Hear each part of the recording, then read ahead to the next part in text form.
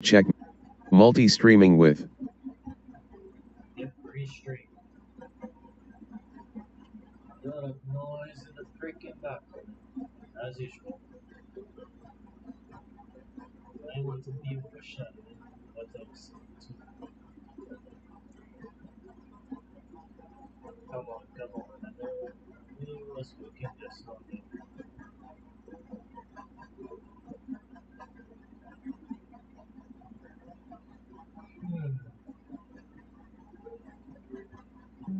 The route started like any other.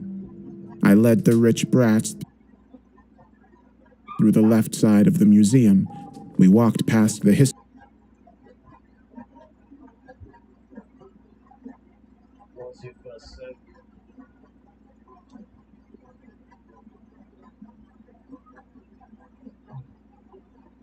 I really need to get the competence. But needs to make money first. How to do that? How else supposed to Dino said at everyone Anthony Cadet is live. again? Get that back. Come back.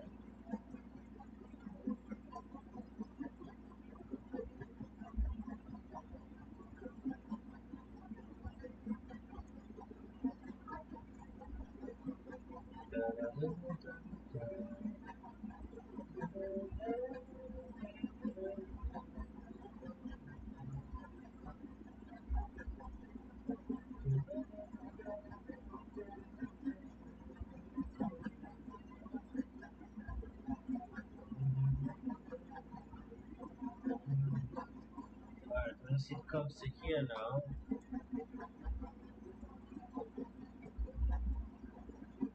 the sheep also on the face will paralyze two things. Those are these lines here. Need you right now. Pencil.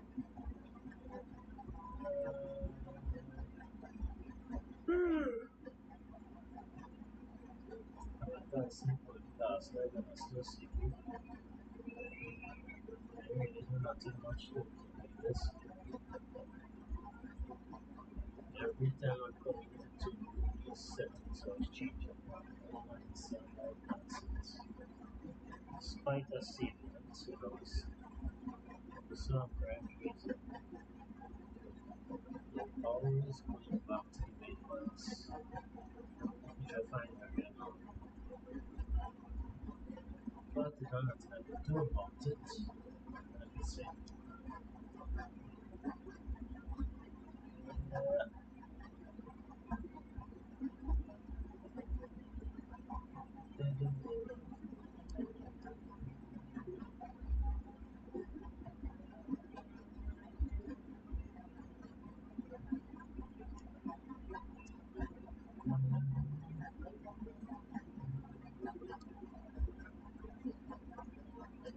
So this year is just enough for me.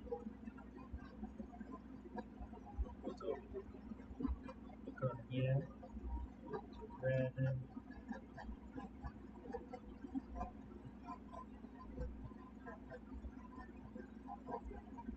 just sketch out everything. Have that here. Let's see actually. Carrots, filter lights, water filler. Oh yes, yes. Put it up to 25, 25 to 25. Right, much better.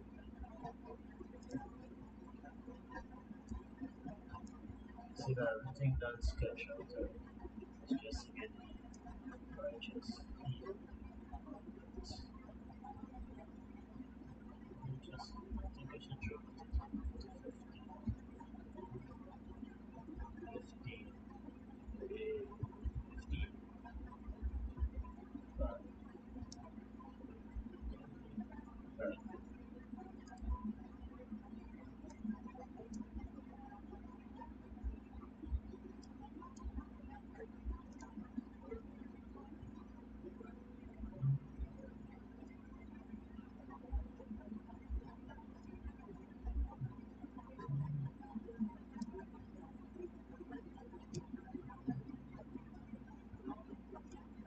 sure everything is honest.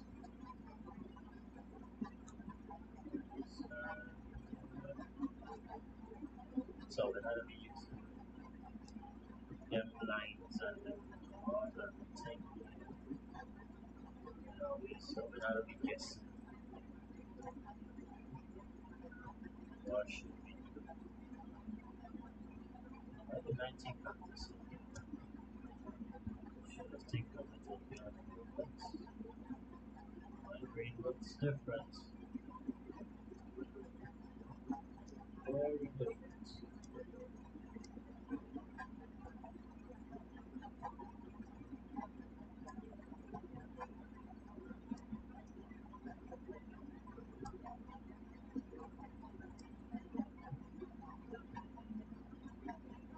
Yes. Maybe that's why we behind. So good.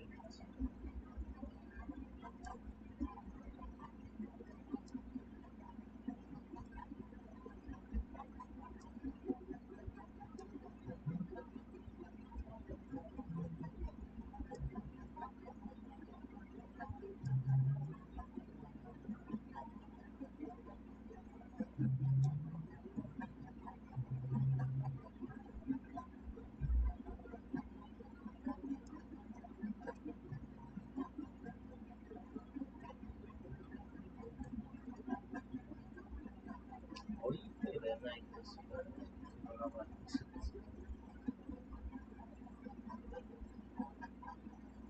how about different? Maybe because it is stupid.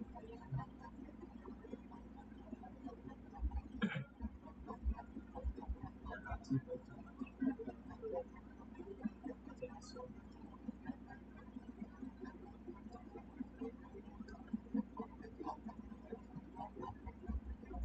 It doesn't. That shit does matter. There's scratching.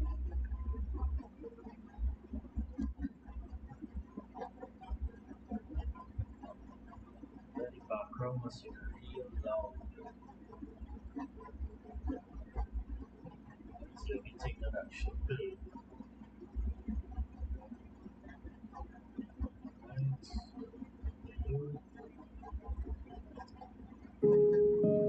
The museum opened without public warning, once during the week and only at 6 o'clock in the evening. No earlier, no later.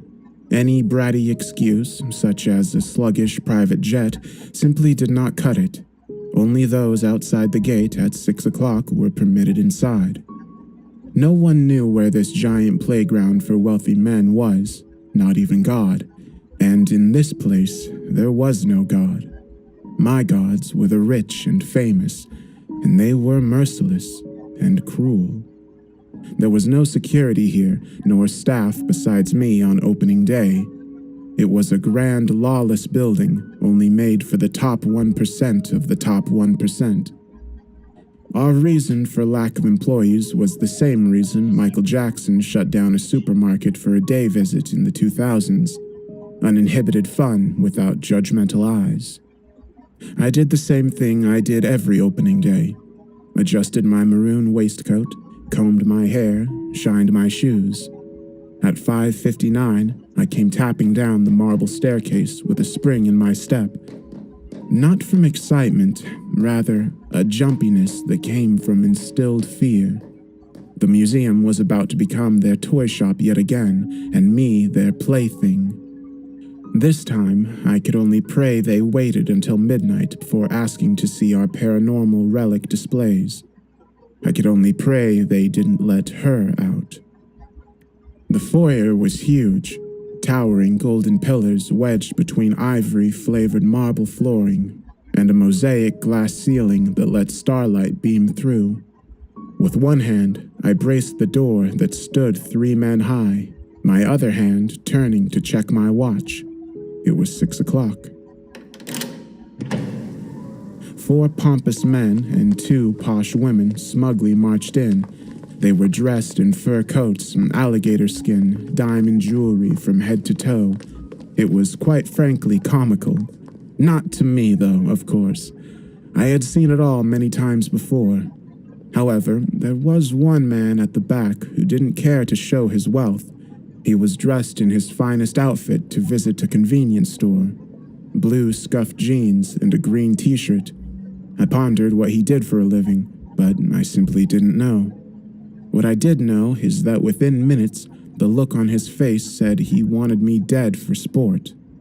I announced, "The tour will begin immediately. There is a coat rack to your left if you need to leave any belongings. I do not recommend venturing off. I must press you all follow me for the tour. However, it's completely optional." It was as if I read off a script. The route started like any other. I led the rich brats through the left side of the museum. We walked past the history and war rooms, past the living wall, past the Mariana Trench exhibit. We housed creatures from the bottom of the ocean in there that the public hadn't seen before, inside immense pressurized titanium tanks. I liked that exhibit the most, but it wasn't time. Hallways were always hauntingly quiet on opening day. The museum's property outside stretched for miles, too, so no cars nor people provided any consolation for my lonely mind on long nights such as these. It was just me, the rich savages, and the exhibits. Walking into a hallway intersection leading left to the paranormal display and to the right, the insect room, we had stopped. "Please don't see it, please don't see it," I thought. "This way, please." Why are you all stopping here?" I knew why. They saw the glass cabinet that towered by the door to the paranormal exhibition hallway, and curiosity beckoned them. It was covered by a dust blanket. Only I knew what was underneath, and I knew it was best untouched. "Can we take a look at these?" A voice said quietly from behind and shattered me like a toppled vase. My smile had to be kept up. I couldn't crack at the start of our tour. That would be tragic. "We will return here after midnight, once we've explored the rest of the—" One of the men sternly interrupted. "We paid good money for this," he shouted. "Give us a look." I pulled hard enough at my hair. I'm surprised it didn't come out of my scalp. "Please don't make me show you. I don't want to wake her." "Yeah, give us a look," more bullies chimed in. I was no rookie to the psychological wedgie, but it was in my contract to not put up a fight. Swallowing hard, the words escaped slowly and unwillingly. "Yeah, sure." My hand reached for the fabric reluctantly, like it was a hot stove. I pulled the graphite sheet away from the case and flipped the light switch. The fluorescent lights popped and ticked as they flickered within the glass oblong that towered above us. The woman inside was ghoulishly tall, at least 7 feet so. If she were any bigger, her head would have to tilt to the side. Sometimes it did. Her black hair flowed onto her pale, shiny shoulders like an ashen willow. Her face plasticky and silky smooth. The flesh of a child's doll. Beneath the glass cube, Mariette, 1973 to 2004. The fat man's plump face stared upward, utterly transfixed with the thin, soaring woman. How? He cleared his throat. How did she die? I thought for a while, my face contemplating and changing in the dim lighting. They clicked and blinked once more. It pains me to say, but she was once the tour guide for this museum. My hand met the cold glass. Sadly, after a few years, she had a mental breakdown and passed away. There were a couple of gasps from the rich folk. Passed away? A woman's voice from the crowd. My jaw tightened. She injected herself to death with plasticizing agents. In fact, that is one of the loopholes as to why we keep her body here on display. Her body is more plastic than flesh and bone. The lights went out. They'll be back on any second. I soothed reassuringly. That story is absurd, a man boomed. Unfortunate, sure, but woefully true. The other loophole being her will. She wanted to give herself to the museum just as I paused. The museum had given itself to her. The light inside the case came back on. My heart sank into my stomach. The clicking noises had not been coming from the lamps after all. It had come from her plastic joints twisting and contorting, old plastic grinding against itself like a cursed figurine. Now visible, her head had been creaked to one side. She stared unblinkingly at me with glass eyes. Dampening the sheet with my sweaty palm, I narrowly managed to quickly toss the fabric, covering the glass before anyone noticed that she had readjusted her head when it had been dark. "Is that it?" someone said. Can we touch her? I want to feel her rubbery, plasticky skin. Sends chills up my spine. Another one said. I couldn't say no, as per my contract. Hell, these wealthy scumbags could kill me for fun and get away with it if they didn't get what they wanted, and nobody would hear me scream. I had to think quickly. "We shall be moving on." I extended an open hand to the hallway. "This way, please." For some exhibits, I held on to the harrowing details. To feed them specifics would be like planting seeds of trickling intrigue in their minds, and intrigue leads to an unsated curiosity. Curiosity always killed the cat, no matter the feline a rich breed or a stray tom. I didn't tell the wealthy people that the doll hated her glass prison. I didn't tell them that we closed her eyelids so she could sleep. Things were going smoothly for a few hours. I let them hold and handle the child-sized beetles we had imported from Madagascar. They were beautiful and fluorescent like sunlight through crystal. I got so caught up in my presentations, I had almost forgot about Mariette's snapping plastic head. Mr. Jones, the rich guy dressed for a convenience store, clicked his tongue as he spoke. "Hey, guide?" He threw one thumb behind his shoulder, pointing backward. "We're gonna go back this way and have a look at something." I nodded reluctantly. Shoddy sneakers tapped away at the marble floors as both he and a woman disappeared down the hall. For a short time, things truly were going great. I even let one woman into the space where we held the glass butterflies. They were gorgeous insects, almost invisible to the naked eye, translucent yet poisonous. The remaining billionaires were silently yawning. Deep down, I knew what they wanted to see. My chest tightened. At that moment, I thought that I was beginning to hate my job. From the hallway came a loud crashing of broken glass. Curiosity had killed the cat.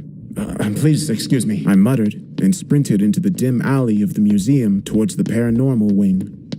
Moments after I started running, I realized I left the doors open to the butterflies. Behind me, the sounds of shouting and pitter-pattering as tourists sprinted the opposite direction.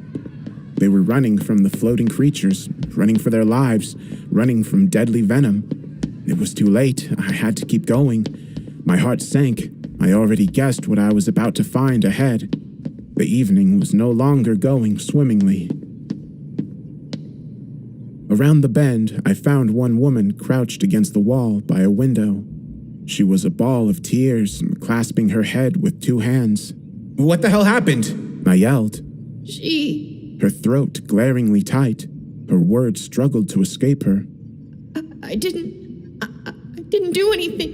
They... I looked up. Glass lined the ground and edges of the walls like rain had come down and left the devil's hail. A few steps away, the graphite dust blanket half covered a gaping, sharp hole in the cabinet. Lights flickered from its mouth, mocking me. Glaring at my watch, my stomach knotted. It wasn't midnight yet. It wasn't midnight and somebody broke Mariette's display and she was gone. Just like the woman crying beside me, I think my throat became tight too. Come with me, I said, holding out one hand. We got up and we ran. We ran until we caught our breath outside the ocean exhibition in the living wall. What is this thing? She said, staring at the peach wall. Don't touch it, please. I couldn't think clearly. She was out there somewhere, clicking her ghoulish joints, towering in the halls, searching for more plastic so she could become the perfect ventriloquist doll. The doll she had become so fixated on while working here. She would be a doll, and we would play with her, just like she would play with us. It looks alive. The woman reached a hand to the slimy, greasy wall. I felt lost. I couldn't breathe. It was too much. The butterflies, Mariette, the sick rich people breaking things for fun with no repercussion. Finger-like blobs from the wall reached back out at the woman. Thick apricot worms searching for warmth. I slapped her hand away. "You mustn't touch that!" I yelled. She gasped, and I realized my mistake. My contract was broken, and my head shall be on a spike. Don't you dare touch me! She spat back at me, large angry veins sticking out of her neck. I raised my hand to calm her. "I apologize, ma'am. This strange thing is made of living cells." Without knowing, I was back on our tour guide script. Despite the trauma, the very thing you're trying to poke at could eat you. I don't want to hear it, thank you. We stood there a while, both unable to think nor speak. I stared at the wall unblinkingly, like watching a hot fire, its flesh molding, changing. Peach goo flowed in waves across its surface, inviting me to look closer. Underneath, on a golden placard, the living wall. I shook out of it. Richard Jones had made it back to us. His green t-shirt was torn at the neck, his eyes sunken and traumatized. The door is locked, guide. We need your key." I nodded. "Right away." I started jogging towards the direction of the foyer. He wasn't following. Mr. Jones?" I turned to him. Richard Jones was still standing next to the woman who had been crying in a ball minutes prior. He didn't speak, only glared back at me in the dim starlight that flowed through the window. When he placed his hand on the woman's back and smiled, I knew it was too late. He shoved her with force. The woman shrieked and went tumbling headfirst into the gooey peach wall. Her bones snapped and buckled as blobby fingers wrapped themselves around her spine, her neck. It flowed into her mouth with ease, slowing only to pull at her teeth like it was eating meat off a rough bone. She screamed and screamed until she gurgled vile slime. The wall ate her whole, fleshy goo displaying her features and flesh wide on its waving surface. Bits of arm and mouth suspended upon a hungry blanket. Richard laughed. He laughed and laughed and laughed. For him, money did buy happiness. Horrifying, horrifying happiness. I felt sick. I was going to throw up. The wall's voice was deep and hard to make out at first. A woman's voice, deep in its slimy crevices. It moaned. I turned to run, but I had seen he had disappeared, and I was safe. He had got the kicks he was looking for and made off with them. It was hard to block out the voice before it all stopped. I lay crouched beneath the window, blocking my ears and rocking in a ball. My heart was out of my chest. My stomach was a knot. I didn't want to be a tour guide any longer. Sprinting and sprinting, I never looked back. I climbed the stairs swift enough that my thighs felt like they were going to give out. Much time passed that night in the museum. Hours. Opening nights were long and terrible. Nothing like this was ever worth the money. I found myself hiding in a janitor's closet on the second floor, occasionally peering through the cracks into the horror beyond. After some time, when the vile people finished exploring the museum, I heard Jones crack a joke about the woman and the wall. He and the rest of the rich people laughed. They laughed and laughed and laughed all the way back home on their private jets to their estates. When it was midnight, Mariette was asleep, and I shut her plastic eyelids for her. I had glass to sweep, cabinets to repair. I had learned time and time again that nightmares were not in our walls. The horrors were within the people that visited, in their sick pursuit of amusement and the games they would play, and I was their plaything. I'm sorry they played with you too, dear Mariette. The exhibition that made me quit was the sickening consequence of true human freedom, and it was only for me to see once a week. Mariette still walks the halls at night without her glass prison. Maybe I couldn't quit. I needed to repair it to make things right. She has such a slow, slow walk, glassy eyes darting left and right, rolling loose like marbles. her head pivoting left and right aimlessly, looking for more plastic, needing more plastic to please the museum, to be the perfect exhibition. Before shutting the gate, I pensively peered around the grand foyer. The museum was large and harrowing. For a moment, I wore a grimace on my face, remembering a time when all I needed to satisfy our guests was to show them insects. I had been here a long time. Tales dripped from the walls like an endless flowing tap of horror. There would be more wealthy visitors. I think I might have more stories to tell. This week, I found myself alone in the ocean exhibition room. The anglerfish circled endlessly in the abyss of its murky tank, searching for an exit it would never find. It met me at the glass interface of its pressurized prison, bumping its luminescent fishing lure against the glass. It grinned at me with thin white pencils. "Hello, little guy." I found myself staying a while in our deep-sea exhibition, watching the creature as he bathed and flicked around in his own little cube of the world. He could never know why he was in the museum, nor who put him there. Instead, he swam. He swam and hoped that just one day, the glass would crack, just an inch. Luckily, feeding the shaggy frogfish didn't take long. The yellowfish knocked away clouds of dust along the bottom of its tank as it scurried along on its leg-like fins with the awkward gait of a geriatric golden retriever. It was hard to keep happy in this ghoulish museum, but that room always made me smile. Upstairs I went before working through some paperwork for a few hours. I'm not sure at what point I mistakenly fell into a catnap at my desk, but I soon paid the price in nightmares.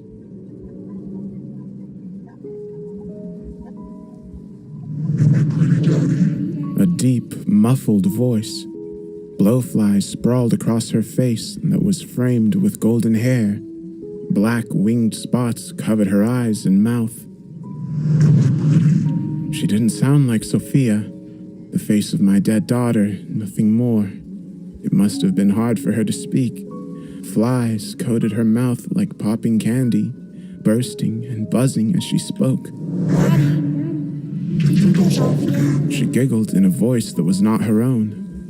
Flies crawled around her face aimlessly, whirring, buzzing until I swat one crawling up my arm. I woke groaning with a jolt, my wrist pink where I'd slapped myself awake, the monstrous foyer of the museum still clapping with an echo. My paperwork sprawled everywhere across my desk, stressing me again just as easily as it had put me to sleep. Lists of last week's casualties, notes on tonight's guests, complaints, all forms of boring. Paper unstuck itself from my arm and fluttered to the ground floor from my reception desk 1 floor up. The ocean exhibition and the unconscious escapism that naps brought me was my only liberation from the museum, though that was the time before sleep brought nightmares. When I went to check my watch, I noticed I hadn't smacked a fly after all. A glass butterfly had become mere bits of translucent wing that coated my fingers like glitter. I rubbed my hands, and the clear fragments floated gracefully down the marble stairs in a breeze, like tiny mosquitoes or dust specks, sparkling in the beams of moonlight that trickled in through the glass ceiling. For a moment, I wish it had stung me and taken me to a better place. At least then I couldn't dream of blowflies coming out of my dead daughter's mouth. Ron and Jill and the rest of the maintenance staff had packed up and left. The bustling noise was gone. There was no more work to be done except wait for more wealthy, deplorable people to arrive. I was alone again, the only staff member in the museum, and I let my mind freely slip into a different time, a time before I was the tour guide. It was time to open shop. I combed my hair, pulled my shirt collar free from my waistcoat, shined my shoes. Down the marble staircase I went, tapping down the steps through the butterfly dust like headlights in fog. The clock struck 6 o'clock. The museum was now open for the evening, and only for the rich folk waiting outside. I pulled the large door open. It groaned and creaked in the museum's enormous foyer. 7 aristocrats haughtily strode inside. 3 men and 4 women, clad in fancy dresses and coats.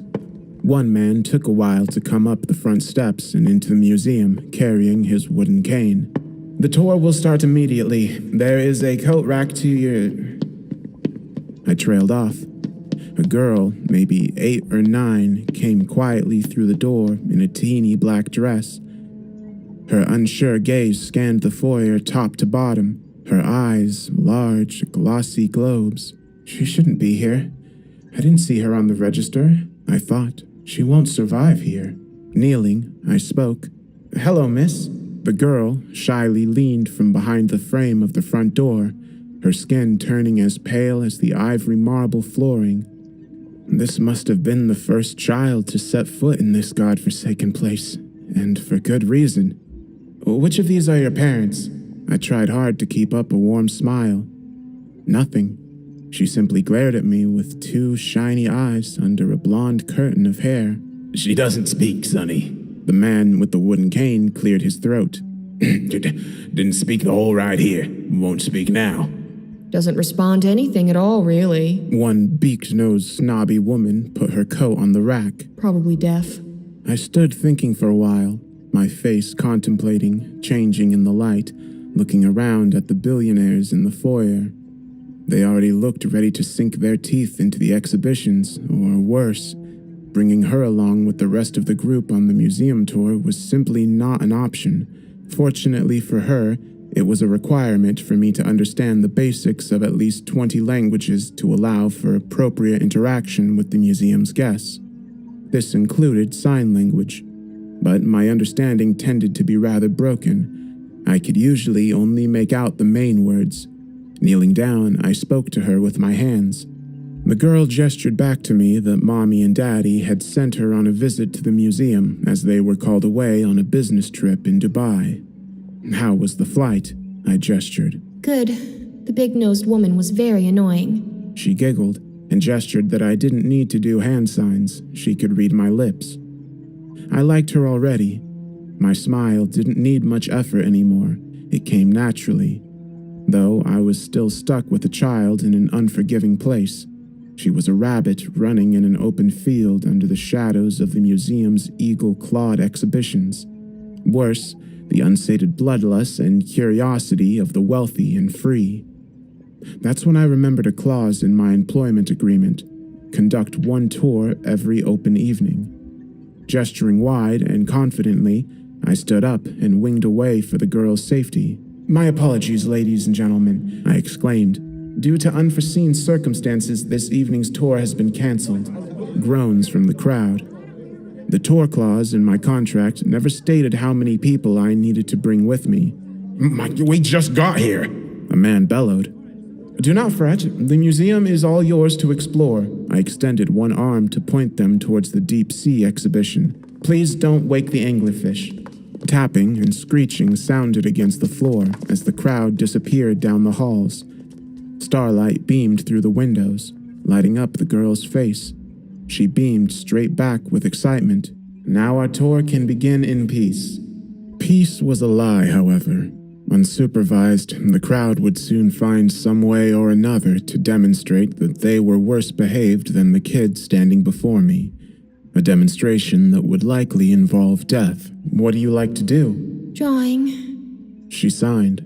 "I know just the thing." Many minutes passed that evening as me and the girl began exploring the museum. Her name was Rosie, and she was very nervous about all the scary exhibitions. At the intersection between the art and music showcase, between another hallway leading to a locked door, we halted. What is down there? She pointed a tiny finger down the dark hall. The room with the metal door. What's in there, guide? "I know the museum from front to back," I spoke, "but I have to say I've never been in there. Tightly sealed shut, no key." Oh, okay. She gave a sulking look. "Yeah, I know the feeling." I swiftly smiled to cheer her up as I ushered her into the art and music space. It was like nothing she'd ever seen before. Her bright eyes could have lit up a candle. The towering walls and ceiling of the art exhibition were flowing waves of sand that changed and hissed as they rolled. One moment, the walls painted a shifting mural of starry night, waves of blue and yellow sand curling and shifting from one famous artwork to another. The wall to our left painted The Scream. She spread her fingers into the sand waterfall. It flowed between her digits like she had pinched salt. It's so beautiful. She gestured, her mouth agape at the ceiling. I tapped on her shoulder so she could read my lips. We don't just house paintings here. Take a look at these. Leaning one hand against a small glass cabinet, we gazed in. Two brightly colored shoes were sat upon an ivory silk sheet, iridescent against the changing, colorful backdrop of the sandy walls. They gleamed bright enough to show their true crystalline translucency. Beneath the glass cabinet it read, "The Clumsy Dancers." She wasn't truly impressed until I heartily slapped the cabinet. The knocking suddenly turned the empty shoes alive, tapping and dancing upon the silk beneath them. One dance changed to another became a twirl. They gracefully ended their tango with the famous moonwalk shuffle. Wow. What are these? She pressed her hands against the glass. If she were any closer, they might have kicked her. Well, some people might have a good voice. A fantastic singing voice. I took out my satin cloth and began polishing the glass as I spoke. Some people have the rhythm for soulful moves. These shoes right here, they bridge the gap. She was glaring at me with wide eyes, listening with them too, pulling the weight of ears that couldn't hear. They were developed sometime between the 60s and 70s, helped push the dancing inept singers into superstardom by giving them a dancing edge too. I gestured her onto the next display against one sand waterfall. For a moment, I caught a sparkle in her eye. Her hair and bright grin reminded me of my dearly departed daughter, filling me with a long-forgotten warmth. I bet I'm having more fun than you are right now, Rosie. She took a seat. What's this, guide? Upon the table before her, a small white pen lay over a graphite and ash-speckled stone tablet. When I pointed to the thin edges of the black plate, she caught the stretched golden placard that said, "Ballpoint Stone." Her head twisted around at me, eagerly waiting. "Go ahead, you'll see." I nodded, and she turned back around. Her hand grabbed the pen. It met the plate with a blocky tap. Abruptly, the wall of sand bloomed a pale white, save for tiny imperfections of dotted peach-colored sand that gave it the impression of an art canvas rather than plain paper. As her hand swirled upon the plate, blotches of black sand circles formed and swirled against the wall's coarse current. "Draw something, Rosie," I spoke. "The plate knows what you will draw and will guide you." Unsure at first, she shook the back of her golden head a few times. An 8-year-old perfectionist. In that moment, I smirked when I pictured her rolling up her suit sleeves to get the work done right. I laughed when she really did it. "Is that me?" I let out, staring at the sand wall. A man with brown hair emerged on the moving canvas, dressed in an absolutely dashing maroon waistcoat. Must be me. The drawing was a bit beyond an 8-year-old's range of skill. We had the pen and plate to thank for that, though she was doing a beautiful job showing off. "Wow," I said. "That looks great, Rosie." She had all my attention when she began drawing another figure. "Who's that beside me now?" In the sand of the towering wall before me, a gawky shape appeared that bloomed big black blobs. It looked familiar, yet terrifying. Diabolical sharp nails protruded from its lanky black arms. "Rosie?" Nothing. She kept scribbling away tirelessly at the plate. The thing loomed over my figure on the drawing on the wall, the sand flowing, the creature looming. It was a sickening animation. One ghoulish jaw hung free over its disgusting long neck. Rosie! It engulfed my head. Thin penciline teeth cut through my childishly drawn throat. Red sand suddenly coughing and spitting out of the wall and onto the museum floor, staining Rosie's shirt like bloody rain. Rosie! I grabbed her by the arm. What the hell are you drawing? She glared up at me with glossy eyes like she was about to cry. It wasn't me. She signed. I lifted her from the seat and plopped her onto the floor that was littered with speckles of red sand. She turned to the wall and pointed at her depiction of me. See? That's you. My heart was racing. Did the museum make her draw this? And Her shaky arms slowly drifted to the black figure. that's Mr. Sleepy. I felt sick. I had tried so hard to pull her away from the mayhem, but the museum had bitten back. Come with me, I said sternly, and she took my hand. Off we went quickly, downstairs to the indoor forest exhibition. I had to keep her safe. No more misadventures.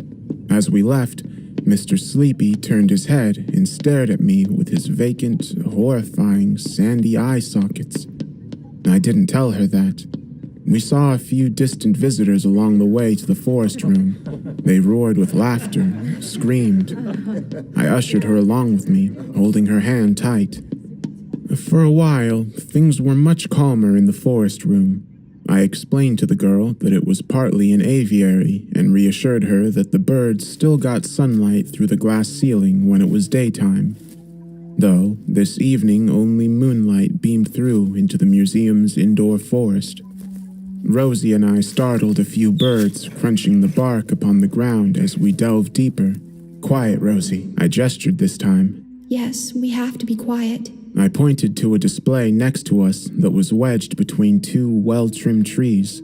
It was dark, but we managed to make out the shape of a person inside. That tree looks like a man. She gestured. That's because it is. Her eyes lit up as I whispered, still clenching my hand tightly. An experiment gone wrong. We house it here so it can sleep. He's not human, not anymore. Feasts through his roots or anyone stupid enough to get close to him. Nothing could be heard in the dark indoor forest, only that of the crunching of leaves as she moved to press her nose against the glass with a screech. Rosie, I whispered, don't make too much noise. What's his name? No name. I gently pulled her away from the exhibit, though some guests call it the slumber ghoul. He's relatively harmless, though. One of our poor janitors fell asleep in here during one of these long evenings. Never woke up. Her hand tightened around mine. They say he eats you through your dreams, I whispered. And if you're really tired, you don't even have to be asleep to feel it happening. That was all I had to say. She pulled my arm in a hurry towards the door. Sorry for scaring you, Rosie. We'd almost made it to the back door when a couple of blue butterflies fluttered and landed on her hair. She had almost lifted one onto my finger when leaves crunched behind us. One of the deplorable rich people had found us. He was scrambling around in the dark, reaching out his hands, unable to see. His hand met the cabinet that housed the tree man. The idiot sounded aloud as his fingers slid across the glass. Without warning, he smashed the glass, cackling as he ran out of the forest aviary and back to the halls. Rosie tried to free my hand's grip, breaking into a sprint to no avail. It's okay, Rosie. The back door. Let's go.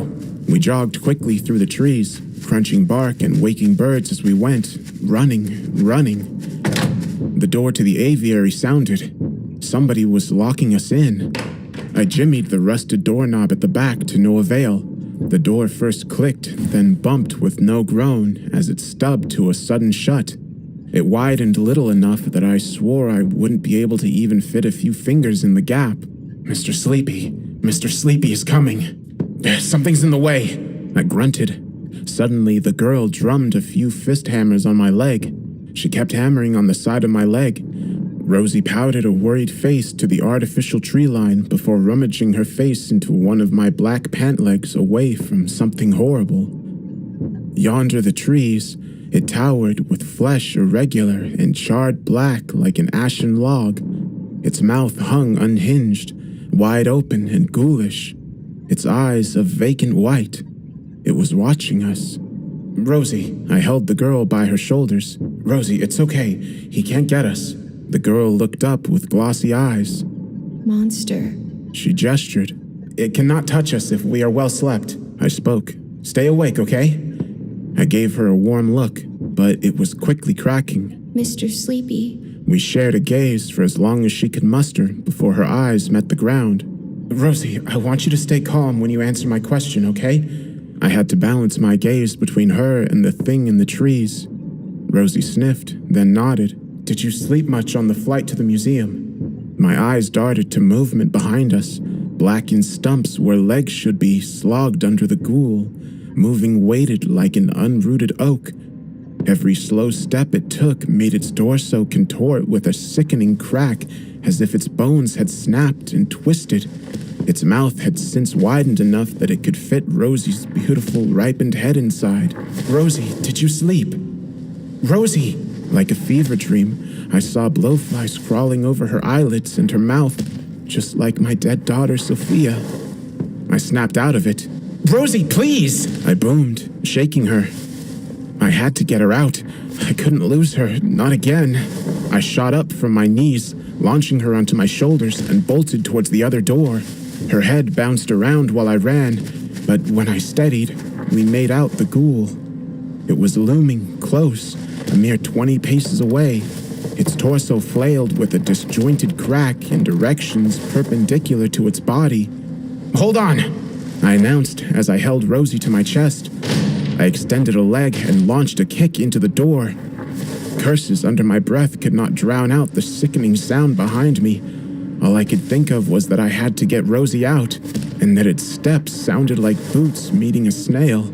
"Get in!" I said, as her shoes popped on the ground. This time, I held my kick as one shoe planted against the door. I could not open it wide enough for myself, but pressing the door with my boot made it grown wide for her to enter. For a split second, I worried about the rich people through the door and in the halls, too. One long, unending nightmare. I finally broke through. The rich people who had been blocking the door shut went sprawling like cockroaches under a bright light. They cackled maniacally as they ran through the halls. "Almost got you!" One of the rich men laughed as he went around a bend, his voice becoming distant as he ran. They couldn't keep getting away with this. They couldn't keep tormenting me in the museum for sickening entertainment. "Wait here," I told Rosie. She was a ball on the ground, shaking and sobbing. I shot up on 2 legs in a rush and gave chase. The rich prick ran and ran, his hands screeching against the walls of the tight corridor, our museum's greenhouse on the other side. "You almost killed Rosie." Sprinting, I had almost caught up with him. He was in arm's reach. "Stop running." His leg caught itself beneath one foolish stride. He went tumbling into one wall before pushing off of it and into another, smashing the glass and halfway tumbling into the greenhouse. Spectacles had come away from his face. Blood drained and trickled towards his scalp as he hung over shards of broken glass. Starlight flooded in from the greenhouse and blanketed his face in a greenish hue. "Help me!" he coarsely pleaded, one arm reaching up at me, wanting to be pulled away from the glass into safety.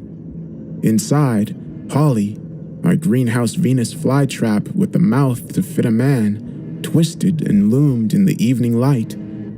She was a ginormous, beautiful plant, hungry too.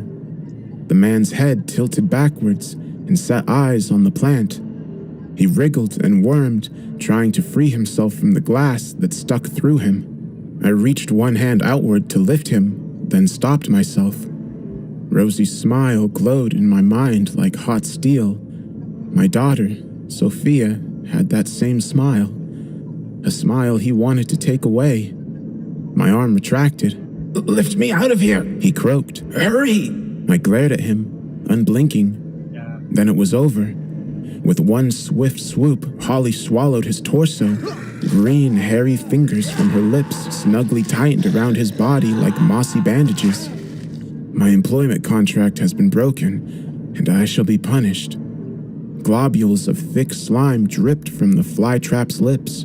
Arms and legs burst out of her mouth as she chomped. When I returned to Rosie, I held her hand tighter than I had the entire evening.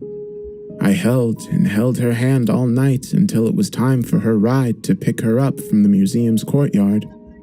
Broken glass and escaped exhibitions tended to be the majority of the damage, and for a few hours I slept. When everyone had left, all that was left for me to do was to sit at my reception table and wait for sunrise. My contract had been broken. I had let a guest die at my hand. They were always all despicable, I suppose, but that one had to die. Rosie's warmth that had gripped me so tightly dissipated hours after the museum turned quiet. Everything was cold again. I miss my daughter. I'm sorry I couldn't protect you like Rosie. There would be more rich guests to torment me next week, and there was no escape. I thought about the ocean exhibition I visited earlier in the evening. The anglerfish and I are one and the same. I love you, Sophia. Slumped at my desk, I lay broken and bruised. I rested my head upon folded arms, ready to let sleep come to me. I hope I don't dream of you, my girl. I don't want to see the blowflies again. For a while, nothing. Then, something quite curious. For the first time in 15 years, the museum's phone rang.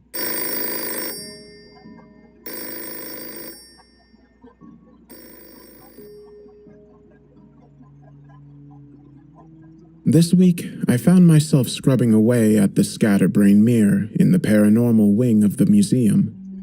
The premise was simple.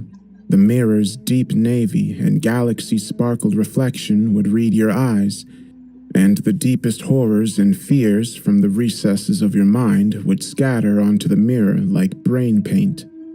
If I'm being completely honest, I utterly dreaded cleaning the mirror. I hated seeing my daughter's distorted face staring back at me, or the reanimated horrors of the museum eating away at my flesh. Yes, I'm talking about you, Mariette. I peered my head out the large doorway to the plastic doll in her display. My microfiber cloth polished the blood and muck from the corners of the mirror's golden ornamental frame. It reached between the crevices of the perched gargoyles it depicted in its etchings around the rim of its face. Around the center, I swirled and swirled until it was squeaky tidy. When I saw my daughter Sophia, I met her imaginary hand at the interface of the reflection with mine. When I saw monstrous exhibitions standing behind my shoulders, I rolled two unimpressed eyes. Cleaning carried my mind to the clouds, and I thought about the museum rather than the labor ahead of me. I guess there is great fear in unknowing, and like a disease, the fear I once had for the museum's daunting artifacts soon spread to another host once I became accustomed to its horrifying mechanisms while living in its belly for so long. The unpredictable fear and excitement of the building bit the wealthy visitors like a rabid dog, and my panic no longer grew from the museum's walls, but blossomed from the cruel, diseased hearts of the deplorable rich people that visited. I could always predict the way the museum would react, never the manner human malice could. And every week, I had no choice but to confront those who visited the museum and mold myself to their erratic and sickening behavior. It was the same fear that gripped me 15 years ago when I signed the employment contract. The fear I had in my 20s, the fear that came from finding out my daughter's cancer was untreatable without chemotherapy. We were young, and my job didn't pay enough for costly therapy. Hopelessness met me at the end of an empty whiskey bottle, which had stared at me accusingly until the very last drop. I was a failed father with nothing but time on his hands to watch my daughter Sophia wither away and observe her joyful, smiling soul fall through my fingers like sand. That was until the day I saw a strange article in the newspaper. Tour guide wanted, it read. When I read the salary listed, I saw not dollar signs, but my daughter's bright smile. My mind's eye witnessed her future graduation, her wedding, the second chance from the cruel illness that had been pulling her from my arms and into a child-sized coffin. The employment contract to be the tour guide at the private museum was simple, yet unforgiving. The paycheck was huge, enough to solve my personal woes and help my family, though the paperwork was littered with standard clauses, most of which ended in event of breaching this agreement, employee is subject to immediate termination and exsanguination. If you don't know what exsanguination means, it's a shoddy word to describe draining your circulation of blood. I was 20-something, desperate, and I had guessed the word meant that they were going to forcibly take me from the property. Later, when I found out what it meant, I consoled myself by saying it was merely a sick joke. No organization simply murdered unruly employees. My wife, however, didn't find it amusing. Though desperation took me, it propelled me to sign up for Sophia's sake, and the museum held me in its jaws for 15 years. The contract was indefinite, and early termination would result in one thing: exsanguination. This was no known organization. No one would hear me scream, not even God. And in this place, there was no God, only the rich and famous. Last week, when I picked up the phone, a voice sprinkled with familiarity met my ear. It was the voice of someone I had heard before, sounding deep and curdled between obese lips. It was the museum curator, and I had not spoken to him in 15 years since the day he presented me with my contract. Hi there, boyo. He boomed. A hissing of stubble sounded through the archaic museum phone. Who is this? He bellowed, a fat man's laugh. Oh, you don't recall? My stomach sank when I remembered the curator's voice. We spoke for a while, and the conversation was short and terrifying. He was understanding, but beneath his bubbly tone was an underlying and unsated desire for cruelty.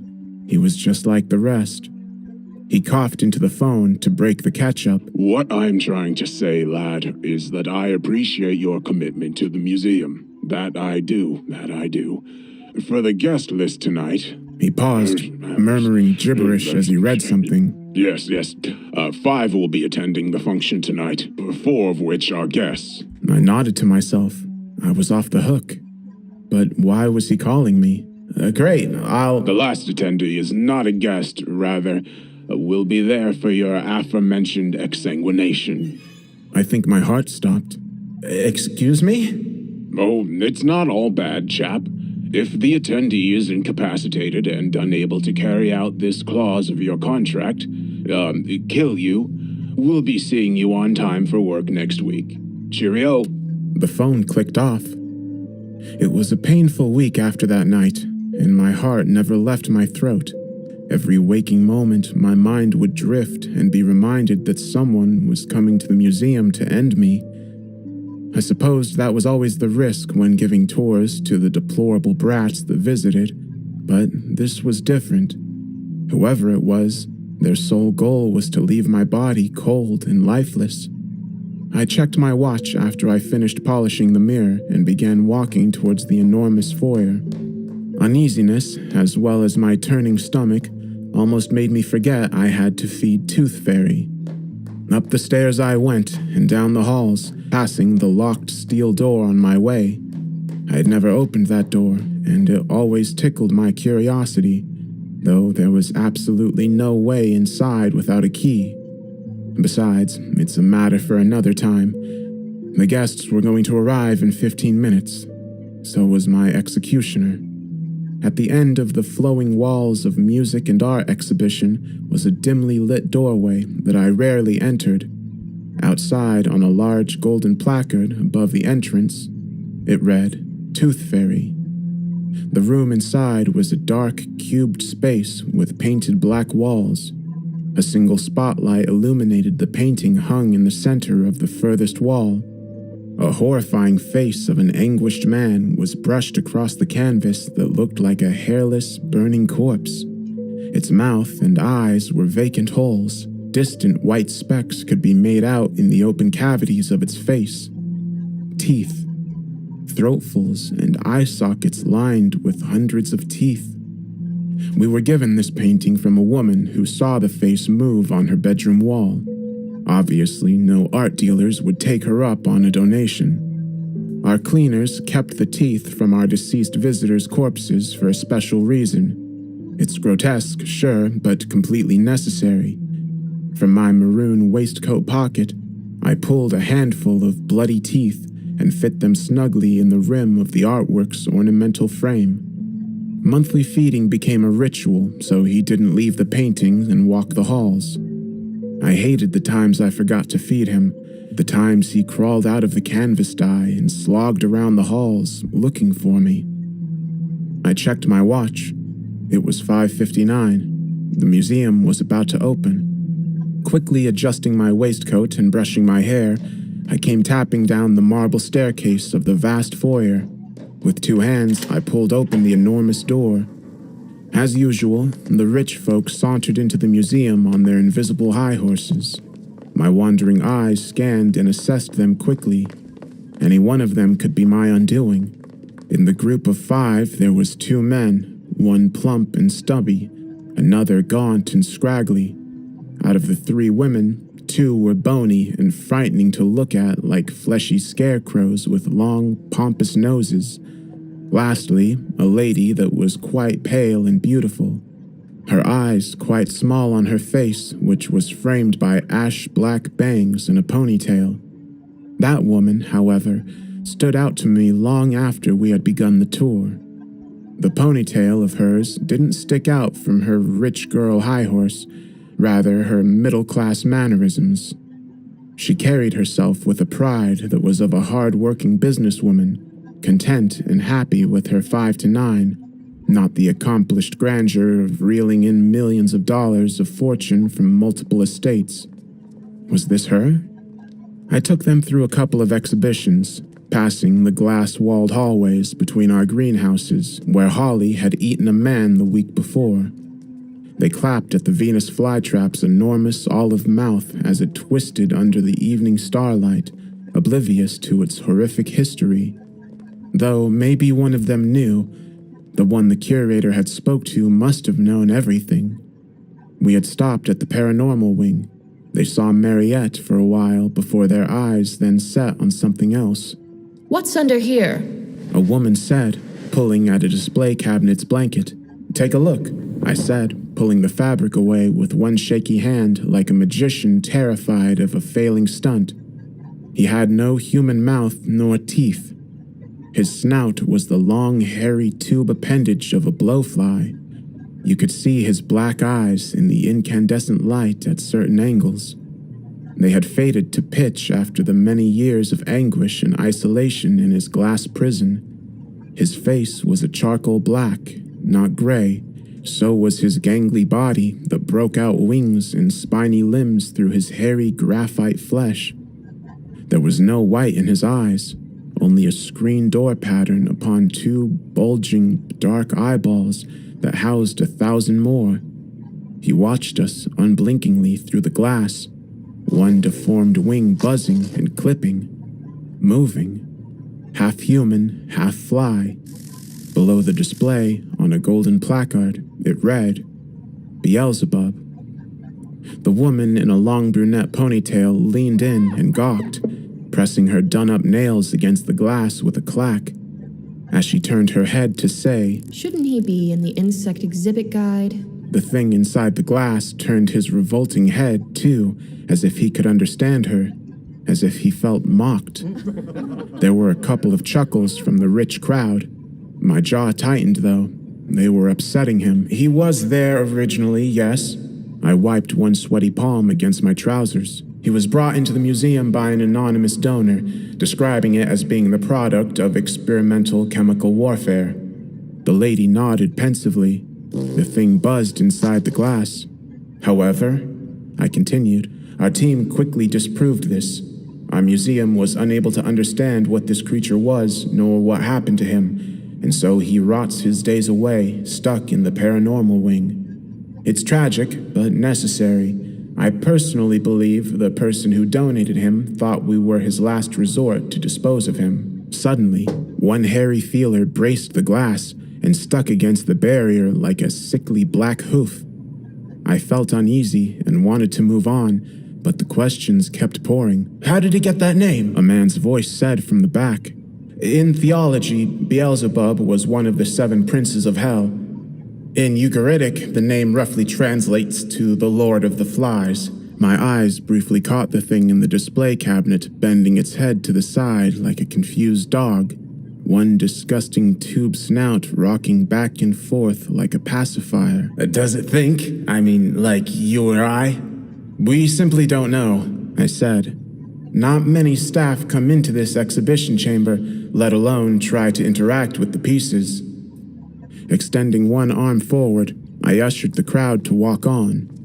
We did for a while, until I noticed the woman with the black ponytail still pressed against the glass, gawking at the blowfly's body. "Ma'am?" She pointed an index finger at it for a couple of moments before speaking. I want to try to speak to him. He looks like he's in pain. "I don't think that's a good idea." You probably pass him every day you work here. She interrupted, her tone searing me like hot coal. Giving tours, cleaning cabinets, and not once have you tried to find out if he's still human in there? Her finger darted against the glass to his bulbous, hairy black head. I glared at her for a while and brooded. Did this museum guest have compassion? No. I swallowed. Was this her? The curator's inside woman?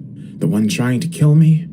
If she got any closer to the fly, she would be as good as dead, though I might be the collateral damage. "We should move on," I asserted. She snorted. No, I don't think we shall. The lady nodded her head towards the enclosure. Open it. "You are welcome to try to communicate with it through the glass." I wrapped my knuckles against the boundary. She stared at me with shark eyes. With the glass, he's an animal. Without, he's equal. I want to speak to him as such. Now open the goddamn cabinet! She boomed. I couldn't think straight anymore. The curator's game was plaguing me. This had to be her, right? She was going to let Beelzebub free and kill us. Still, I had a plan. My shaking hand gripped the master key and slowly fumbled it into the cabinet's lock. Inside, the abomination sucked its tube snout pacifier back and forth in excitement. Its thousands of eyes saw fresh meat. He was hungry.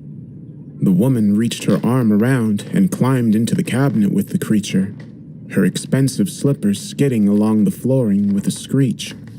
She was talking brave before, but confronted with the towering, contorted thing ahead, the lighting painted her pale face a horrified grimace. At that moment, she knew she wanted to get out. The back of the woman still hung out past the cabinet's doorframe in case she needed a quick exit.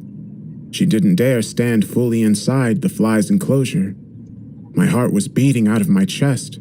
She was going to let it out, and Beelzebub will suck my flesh through his face straw like a human strawberry milkshake. Breathing was hard. I felt like I was going to pass out. Without warning, I kicked the woman forward. My foot planted itself on her back, and she went tumbling into the enclosure and against the far end of the glass, screaming. I shut and locked the door swiftly. The curator will not have my head this evening. I found her. She's the one who wants me dead. Help me! She screamed. Gasps of the crowd behind me sounded like they were wheezing into balloons. I leaned one hand against the door. You wanted to speak to him face to face. The abomination was reanimated. Spiny, insectoid hooks spread from its hairy, half-human flesh. It spread and beat its ghoulish, torn wings. It was ready to feast. What the hell are you doing? One of the men behind shouted. I turned my head to him. Complying. Suddenly, the woman's drumming fist did something the frail insect's hooves never could. She smashed a hole in the cabinet from the inside and came tumbling out onto the floor in a cascade of glass. One of the pompous rich men laughed. He turned to run, but the buzzing monstrosity caught him. From its glass prison, it spurted from its mouth tube. Slime covered the man's face like sage jelly dotted with smaller, black blowflies. It was like something out of my nightmares of Sophia. The blowflies bored holes into his flesh, into his cheeks. Crawling didn't get him far. The flies were already digging. He screamed, and the rest of the guests screamed too. Flies buried under his cheeks and came crawling out through the corner of his eyes. Red, gaping holes emerged beneath his skin that popped like peach-colored balloons filled with bloody paint. The flies were even inside his gums, and the man screamed. He screamed and screamed until the screams were no more, until it was just me alone beside his corpse with the flies that crawled and squirmed inside his spiny flesh suit. On my knees, I vomited against a marble wall, my hand meeting his pool of blood on the floor, exsanguinated.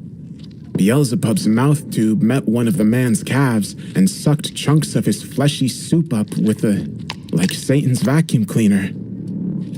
From crawling to standing, I broke into a sprint, managing to steady by dragging my hand against the marble as I ran, leaving trails of bloody finger-painted lines, a grotesque artwork only the Tooth Fairy could appreciate. My feet skidded around the ground as I bolted around corners, past the living wall and deep sea exhibition. At the end of one hallway, my eye caught her ponytail that darted into the museum's theater. She was up to something. Her plan failed, now she was finding something else to kill me.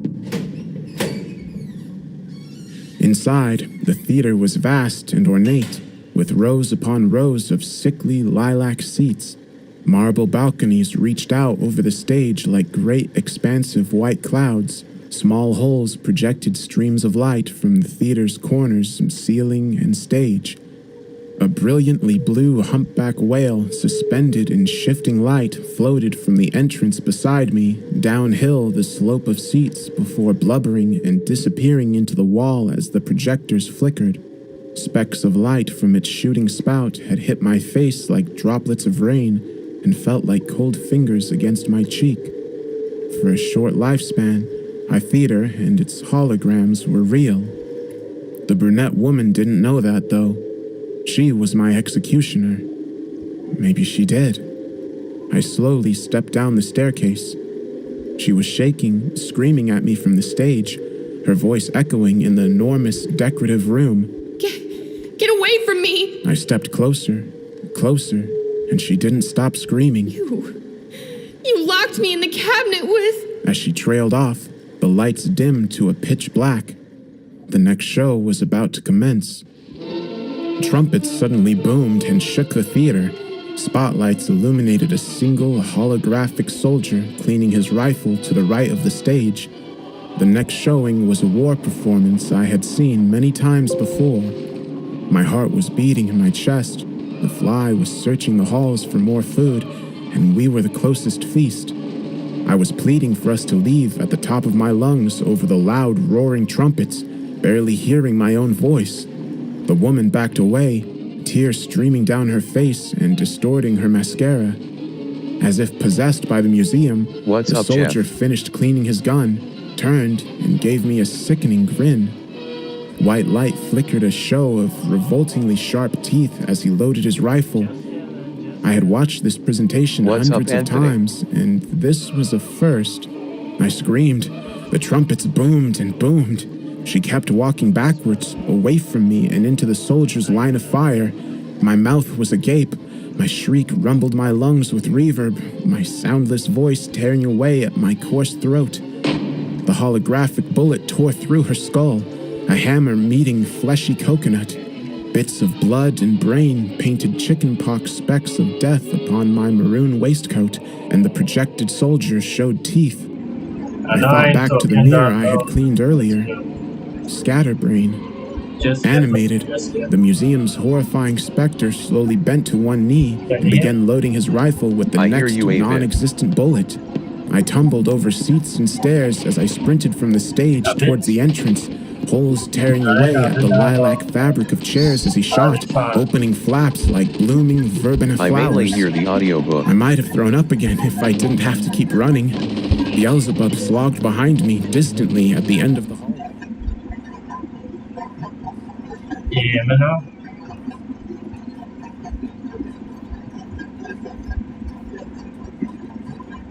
Can you hear me now? Yeah. I'm just here for now, man. Just here for now. I try not the mic, but I have fan on, so you might be noisy in the back. The fan on, so don't be noisy.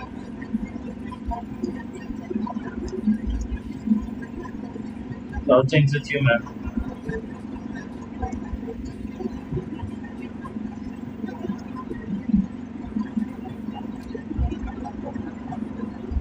Okay, bro.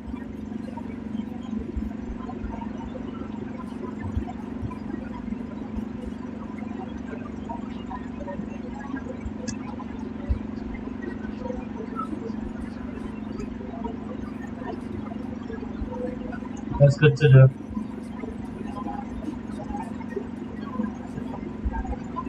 You're streaming tonight?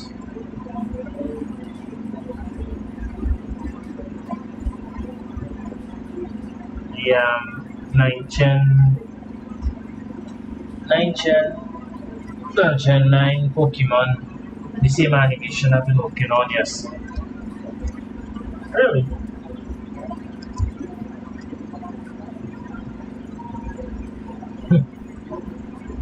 That's nice. Yeah, I don't know. But come and watch.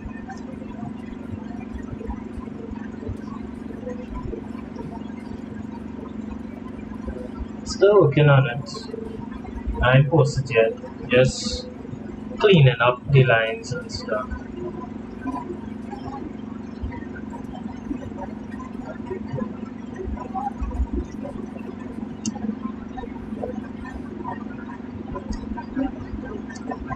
Animation coming along. Just cleaning it up. So what would go clean it up?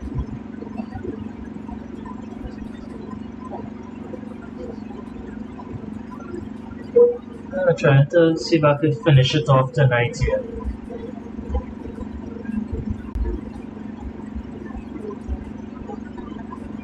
Trying to finish it off tonight, so well, the line art part of it.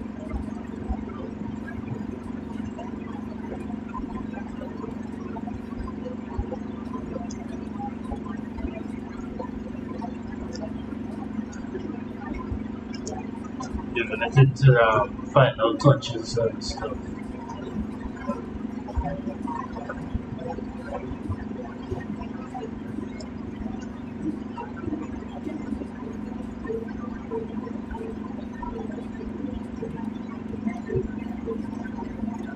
What are you doing tonight?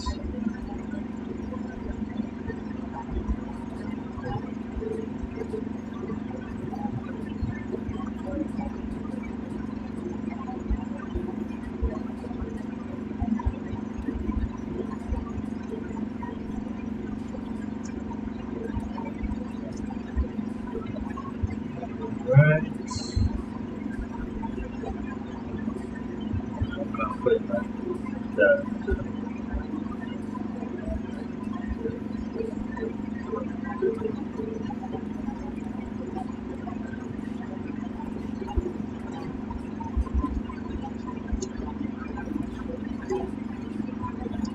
You streaming right now, or you're off stream? Just working on personal stuff off stream.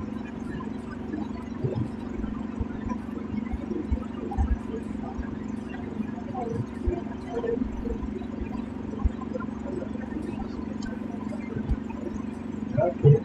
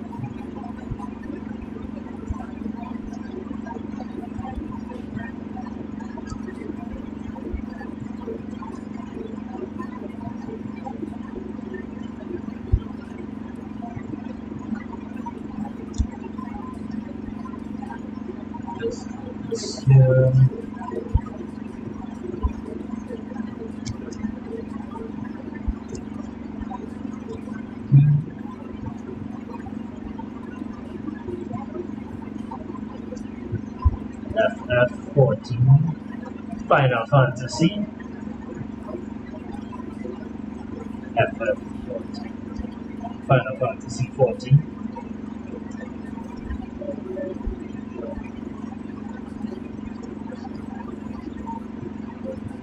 Okay.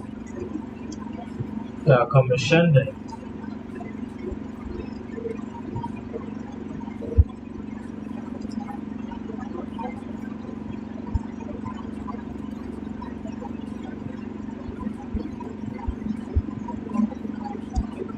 Here's the commission.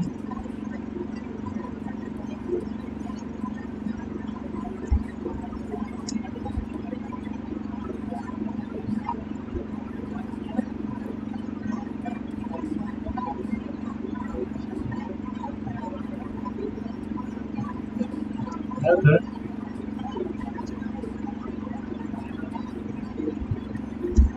That could be.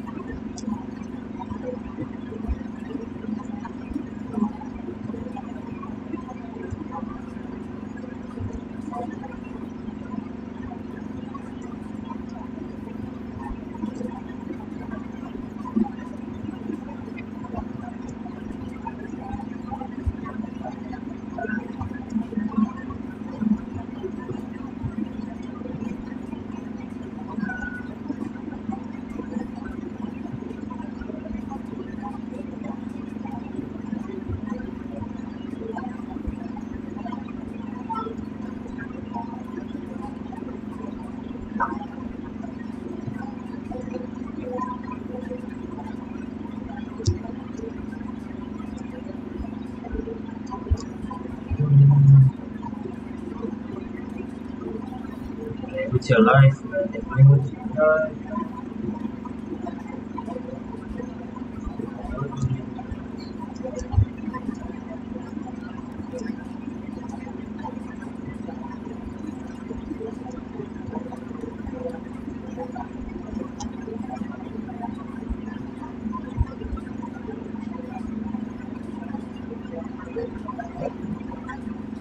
Yeah, man.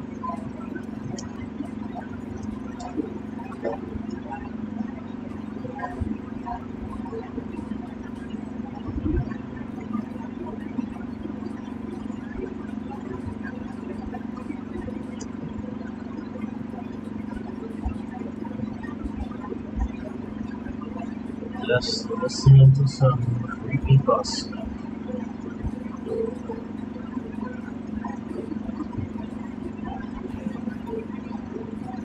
Plans? Not really. Try and finish off this thing. Yeah, they made it.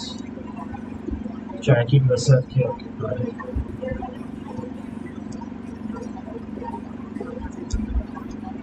What about you?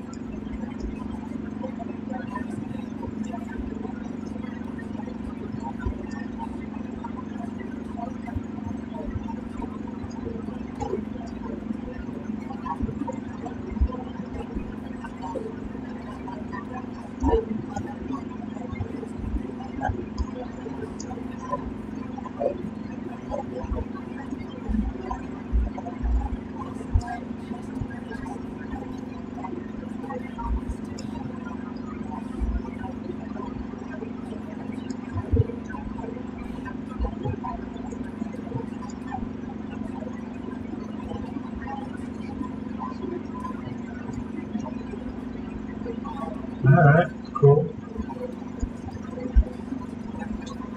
So I'll confirm and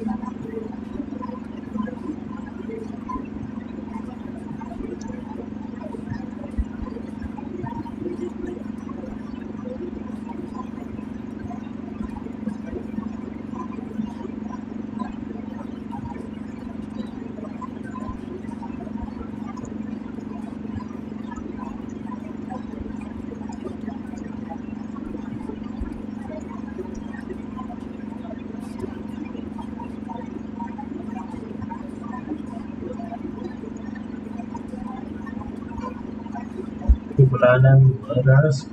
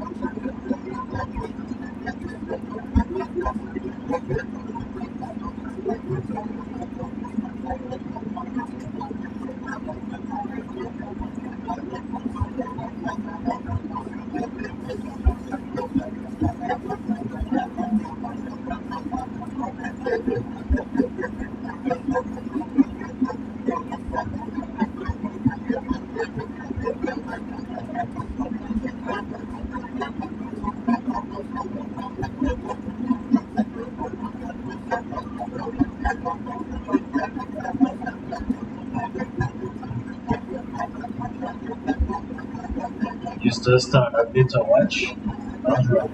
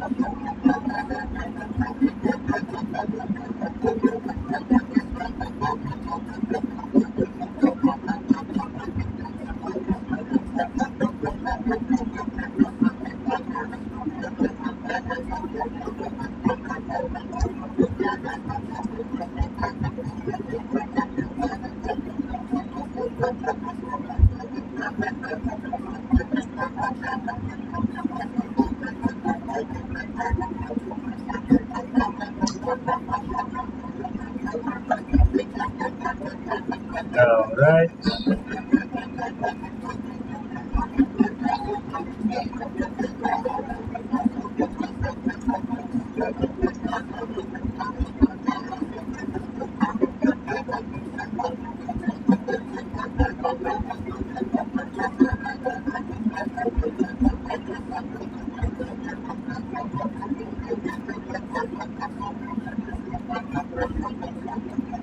I'm gonna turn down this stage.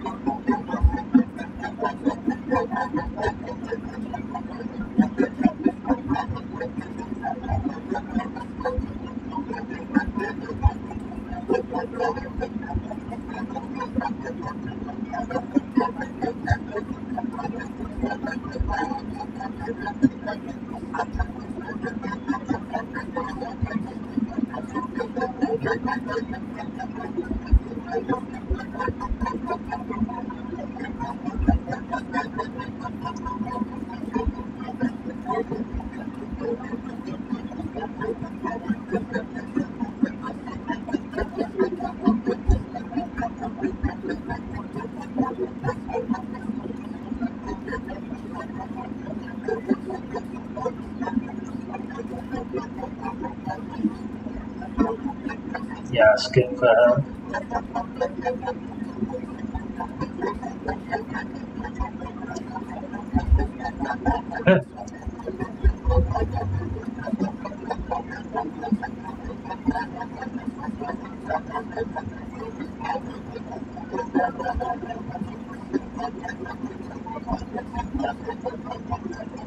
Well, so,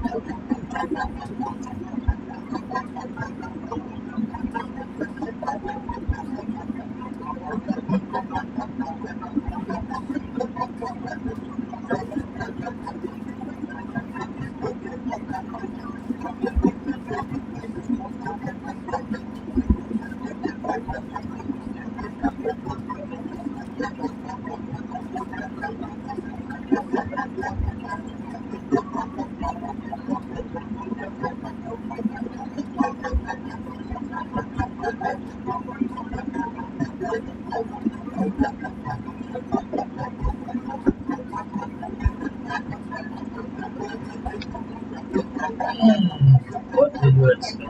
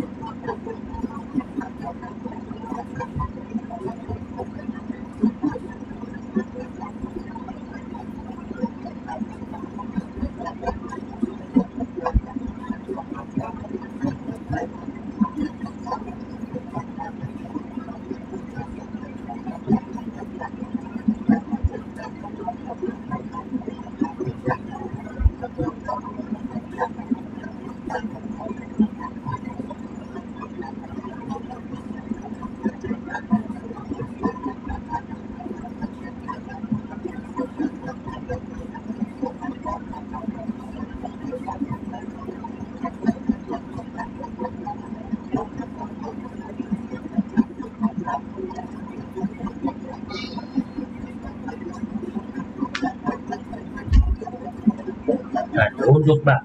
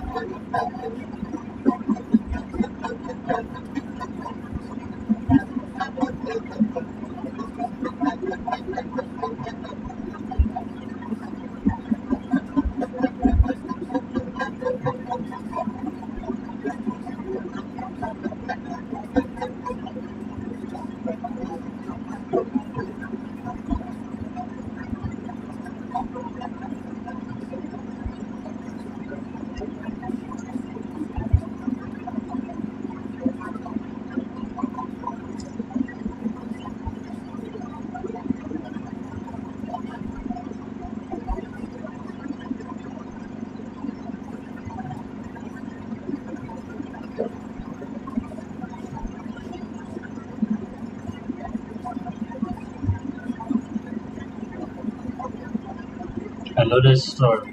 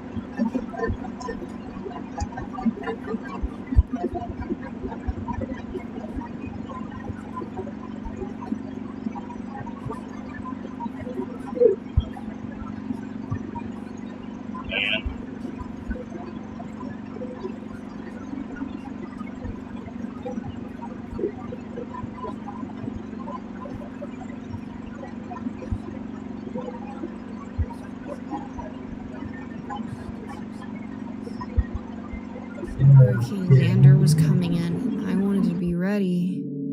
Her eyes sobered over, and her hands shook. She tried to steady them as she cast her eyes to the floor. I thought he'd be okay for just a few minutes. It was just around the corner. I stared at her for a few moments and twirled my mustache. Cheddar was asleep next to me, his drool beginning to coat the floor as he had a habit of falling asleep with his favorite stuffed animal in his mouth. I looked at Letty's posture, the tremble in her lips as she fooled with her sleeves and the hesitation in her words. I began to wonder. I sighed and reached for the bottle on the top shelf. It was a delicate orange at the bottom, and the shape was akin to an egg with deep cracks down the middle, allowing for a far brighter shade of yellow to break through. Top was cracked open, with the head of a baby chick popping out, blind and screaming. The open mouth serving as the distributor of the drink. A label across the middle of the egg read, Abacus & Sons Whirlwind Milkum Concoction. One shot and you'll feel the day start anew. I pulled it down and grabbed a shot glass from under the bar. It was clear, and the initials SR were written across it in beautiful black calligraphy. I poured it as she stared aimlessly, and I pushed it toward her. This isn't pincer. She began, staring at the bubbling orange liquid in front of her. I came here for the pincer because I heard it. What it does isn't important anymore, Letty. As your expert bartender, I have decided that this is the better drink for you. Trust me. I pushed a contact number on my phone and nodded to her as she hesitantly downed the shot, an audible hiss emanating from her chest as she breathed out yellow smoke. Your taxi will be here in a minute. Time to go home, I said, detaching myself and beginning to prep the bar for the next patron. I don't... What does this do? She asked, the realization beginning to take her as she put her head in her hands. I feel faint. Why did I do this? Go home, Letty. I say, almost coldly. If you have any trouble, you can come back, okay? She struggles to get to her feet and rubs her arms as she heads to the door. A small... Thanks, I guess. As she leaves. I assure you, I was doing her a kindness. Letty was going to make a very, very big mistake, and I didn't want to see further harm come to her. A few minutes later, I heard the door swing open as a skinny hipster sauntered in, no older than 25. His thick black locks greased back in an undercut. His Armani suit that usually impressed so many people did nothing to flatter me here. He stared around at the bar, scoffing a couple times as he looked at the signs and plaques on the walls before rolling his eyes at the whole place and taking a seat in front of me. This was the ever-intolerable Gomez de Stefano, and I didn't want him anywhere near Letty. This dude has problems with socializing the way incels have problems with dating. Jana's special. Yesterday. He says, looking down disapprovingly of Cheddar and back at me. And make sure your fucking dog stays away from my drink. He comes near my suit, and I swear I'll kick him. Cheddar looks up at him with sleepy eyes, puffs out a sound of protest before sinking his face in his paws to sleep. And I laugh as I find the bottle. You'd be on the floor in 5 seconds begging for him not to chomp off your salami slice, Gomez. I call from under the bar, finally finding the cooler. Inside were a set of aged vials split evenly down the middle. The left a deep blue, and the right an intense magenta. The label reading, Estefania Brewery Co. presents the ultimate emotional experience in Janus. All emotions, 2 sides, 1 bottle. I pull it up and motion to Gomez which side he'd like. He picks the blue, and I oblige, pouring it into a tall glass with some ice. What brings you to my ever-so-fine establishment, Gomez? I ask, putting the cooler on the counter and knowing full well that I'll need more of them soon.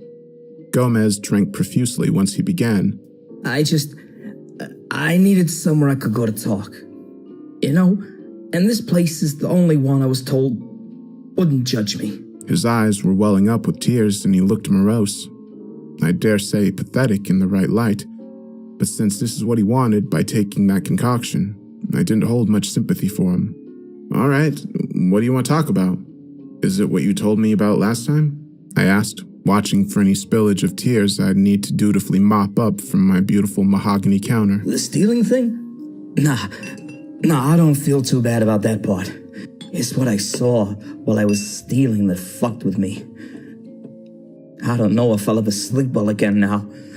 God, I should have done something.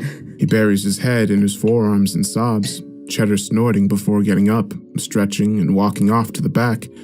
Even he wasn't buying this shit. I lean forward, my arms folded, and press him for more.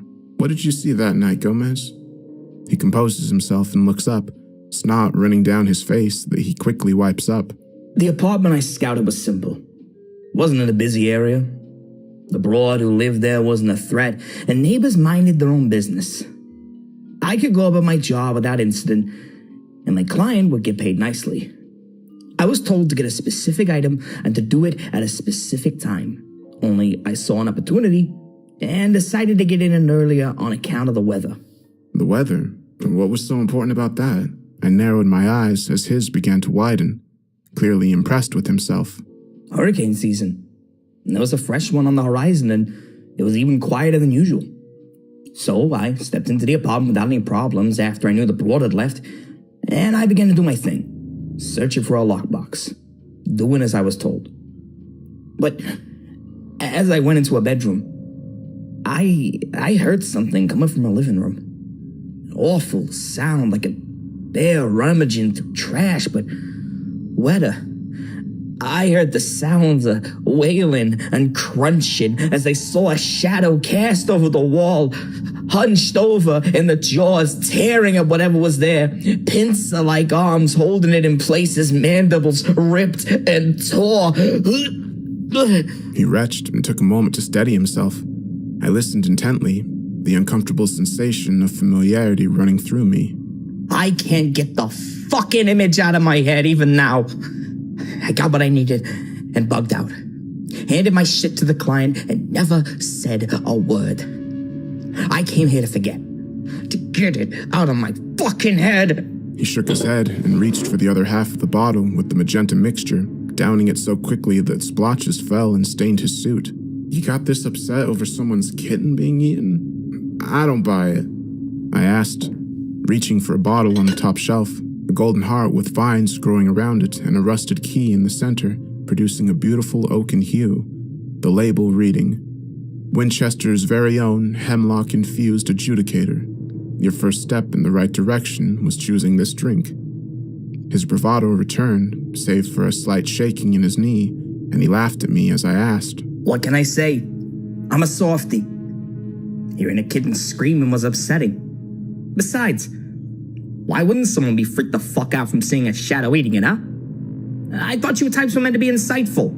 I grabbed a shot glass, and after turning the key on the heart, a satisfying click rang out, and I poured the shimmering contents for him. It's on the house, Gomez. I reply dryly as he looks uncertain. He pushes it back to me, apprehension now clear in his voice, not even bothering to ask for the remaining stack of Janus I'd gotten for him. I gotta get moving soon, Chief. Can't be having too many. Oh, you won't need to worry. The taxis aren't available yet. Sit and drink. I'll give you a little insider info. I smiled, leaning my knuckles onto the counter as I look at the pathetic creature in front of me. He sits gingerly, and after a few moments, he takes the adjudicator drink and downs it heartily. No sooner had he done so, his entire being froze. Limbs would no longer obey him, his eyes fixed forward and onto me, the body betraying his soul entirely. I am no longer smiling as I speak aloud while clearing the bar away of mess. You are a superb thief, Gomez.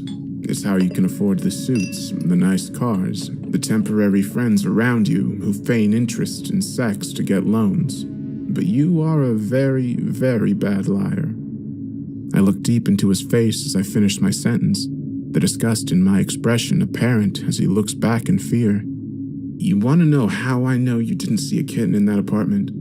How I know you saw more than you're letting on, and even why you really didn't report it? He blinks once at me, a confirmation. Well, first, we need to discuss what you just drank. It's a drink that will determine what happens to you next. Essentially, one of my own special blends, designed to weed out cancerous cells like you. If you got nothing to hide, you'll feel elation beyond your wildest dreams, and you'll get into that taxi without issue. But if you feel even a shred of guilt in you after I'm done talking, well, I walk around the bar and put my hands on his shoulders, leaning in as I speak to him. Let's come back to that later, shall we? I know you didn't see a kitten because I just served your victim a few minutes ago, and funnily enough, she said it was a kitten too, with some degree of confusion. She came here to suffer, you know. Not entirely willingly, but that was her intention. I don't know what you gave her, but it took a very special blend to help her memory recover. I don't even know if that's the right call, but it's what has to happen. She will wake up, and everything she went through will be there to greet her like a fucking parasite. I lean towards him, my voice becoming low. But I did her a favor, Gomez. I gave her a chance to take a different path than the one you and your client sought out for her. Gomez began to shake, his entire body bouncing up and down as his pupils dilated and his head shook. I don't doubt you have no idea who or what your client is, what is in Letty's lockbox, or that you're very, very sorry. But people like you never learn. You'll save your own skin the moment this happens again, and unfortunately for you, I know it will happen again. The thing I can't forgive, though? Myself if I let you go. Because you saw something in that room and you still ignored any impulse to do right. You saw something that would turn anyone else's stomach, push their fight or flight instincts, and still chose yourself. I turn my back to him and pour myself a magenta shot of Janice, downing it as I hear the sizzling of Gomez's body begin to crescendo. You deserve what you get. The form that housed Gomez began to melt away, the skin and bones beginning to burn as his limbs sagged and eventually fell from the torso, continuing to burn and melt on the floor. Gomez tries to scream through the foam that coats his throat, but a soft gurgling is all that's audible as his head sinks into his torso, and that too melts into a viscous sludge that hardens as soon as it settles. Cheddar walks back in as his head nudges my hand as I pet him, my face stuck in a permanent scowl as I look at the ultrasound photo Letty had left behind. You saw a crib, Gomez. You saw a crib.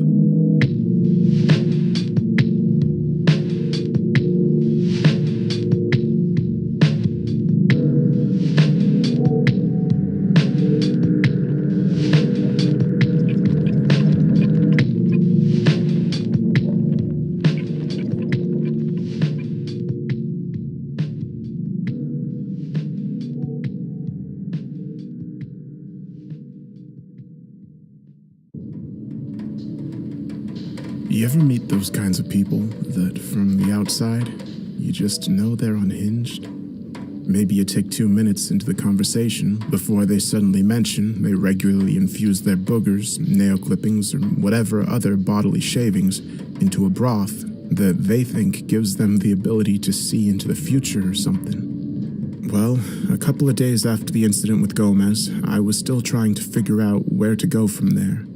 A patron I didn't recognize walked in. Maybe that's just because word was getting around about the kind of place this was, or they just stumbled in here by accident. Either way, it was a tad strange, as were the moments leading up to it. Cheddar was restless, pacing around the bar constantly. He was never a big fan of thunderstorms or heavy rain, preferring the comfort of his blankets or his best friend's lap. Unfortunately for him, I was expecting a delivery, and our regulars would need a top-up soon. I should clarify, while our top-shelf merch is our main attractor and isn't paid for with money, we do, of course, have lower-shelf brews that are chargeable. How else do you think we stay afloat? The delivery came, and I thanked the courier. A stack of various concoctions now waiting to be placed in their new homes. A regular had come in as the delivery was finishing and sat petting Cheddar, taking grateful sips of Pulse Thumper as they saw the courier out. The regular's name was Harry Krause, a short fellow who embodied the sad boy aesthetic. Black Japanese urban sweater, a pair of circular glasses, open-top cap, and a custom face mask painted with rows of sharpened teeth. Behind it were lips emblazoned in black lipstick and a face adorned with piercings. He was the living embodiment of hedonism, claimed to have once been an insurance fraud investigator that occasionally bent the rules to get bigger payouts. By bent the rules, of course, I mean he started fires that couldn't be put out, including one literal fire, if you believe the stories, though he was careful to ensure nobody was ever present. There was still something to his story, and until he told me everything, something destined me to keep on seeing him and dish out cheap advice. So, you just straight up torched this motherfucker where I'm sitting? He asked, eyes awash with admiration of my feat as Cheddar lapped up the attention. Yeah, melted him into the floor before my partner did his thing. He deserved it, I replied, cleaning away the 4 empty bottles Krause had already had. Whoa, you are a beast, Sully.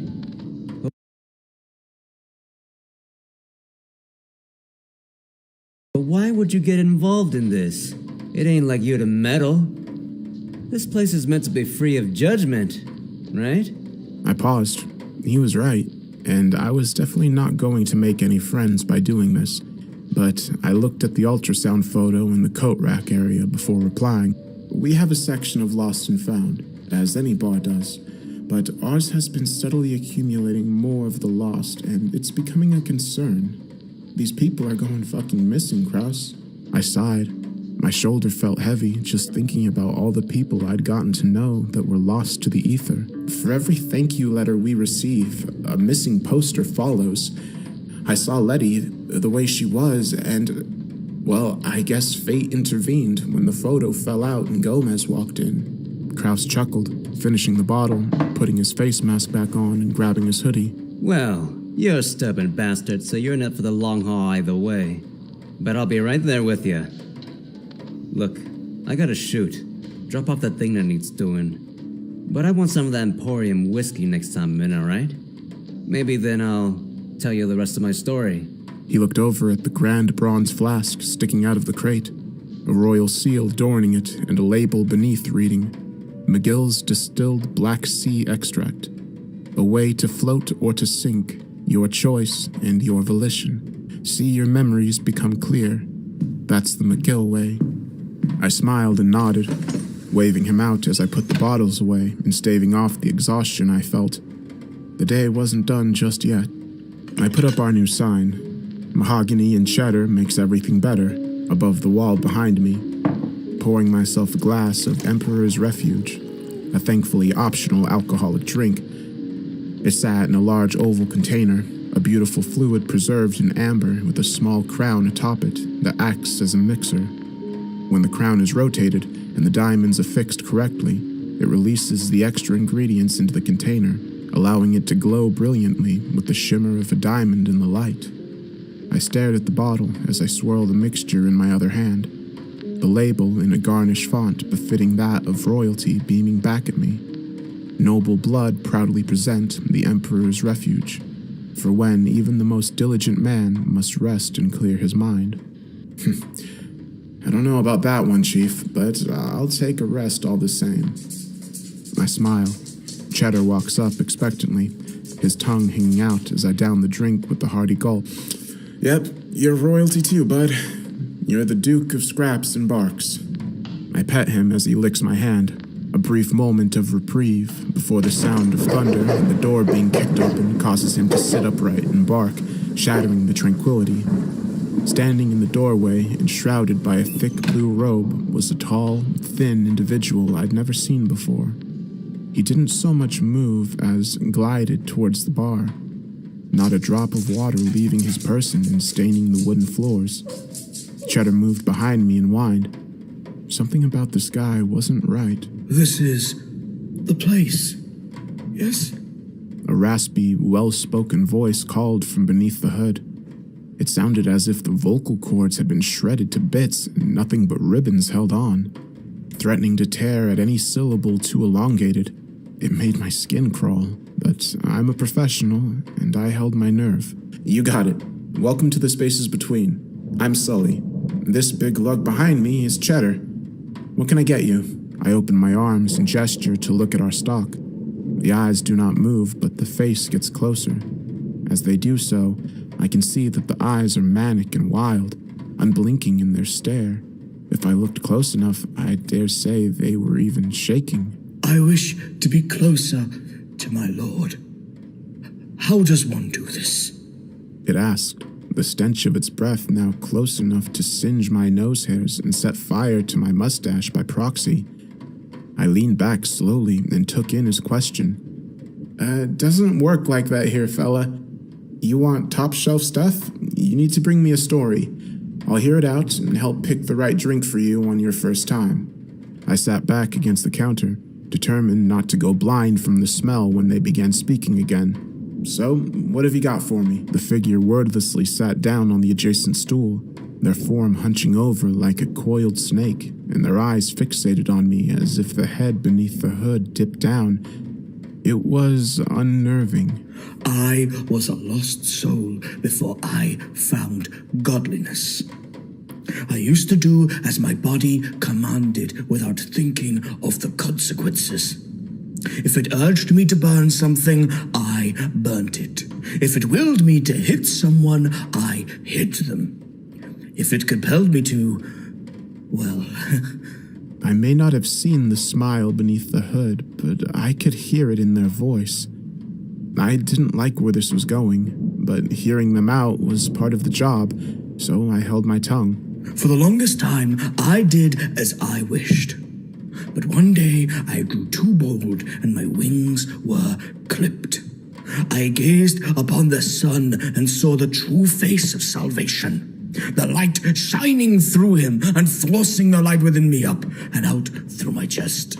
The light inside is the path I needed to give myself purpose, but... He paused, the arms under his robes trembling as I sensed frustration building in him, the smell of stale water running through the whole bar and making me gag. But I have reached my limit, and the light in me is growing dim. I heard about your establishment and the unique properties it possesses. So, if I must divulge something to you, I will. But your concoction must do the job, my friend. I give him the once-over, and beyond the obvious fact that he was cloaked and smelled worse than a corpse in midday sun, there was something off about him. Maybe he knew something. I glanced at my top shelf and saw a bottle roughly the size of a skull sitting dutifully on the far end, waiting to be grabbed.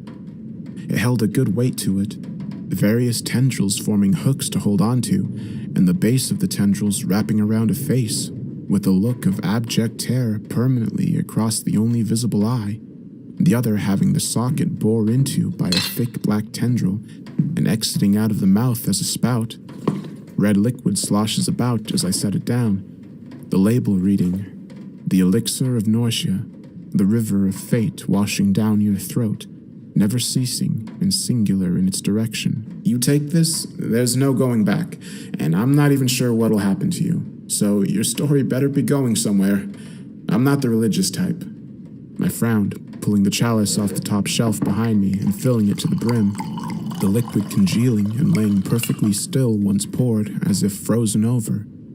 I kept it in front of me as I felt the unceasing stare bearing down on me. But I was undeterred in my decision. "Whenever you're ready. I've got all the time in the world, Mr. I paused and waited for a reply, but instead I was greeted by that sensation of a smile, like I was being sized up. Venerator will do just fine. He replied eventually, his arms still in his lap and his posture unchanged. I must confess, your hound makes me uneasy. Perchance you could remove him until I am finished partaking in this drink? Offense washed over me, but I held it for the sake of the patron and the desire to see where this was going. I obliged and sent Cheddar to the back, knowing this was not my smartest moment. As I shut the door on him, a smash echoed from the bar. Upon rushing round, I saw the bottle was in 1,000 pieces, and the rest of the red liquid was fastening itself to the floor, soon to be a permanent stain. My apologies. I was reaching for the chalice and I forgot how close it was. I would be happy to reimburse you. The eyes didn't leave my direction once. Did he stare at me the entire time I was putting Cheddar away? No matter. Your story will be payment enough, especially while I pick up these pieces. Go ahead, Mr. Venerator. I sighed, leaning down to begin the arduous and mundane task of cleanup. 99% of a bartender's job. The other 1% split evenly between interesting stories and freaks like this guy. Remind me why I do this again? I really liked my first test.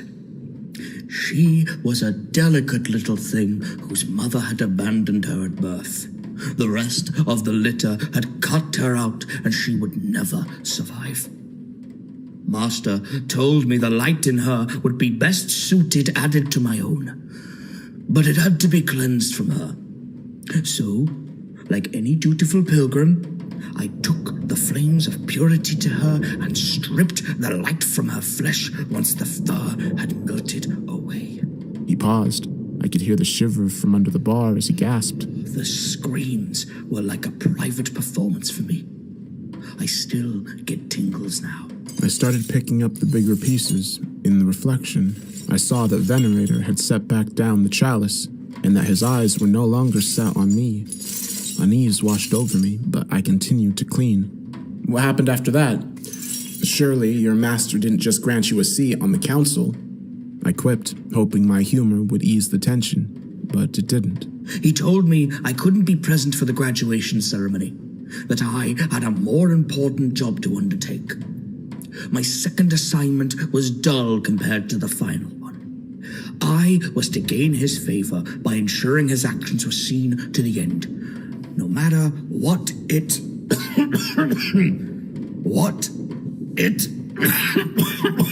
He began coughing and hacking, pushing himself away from the table as the drink began to take effect.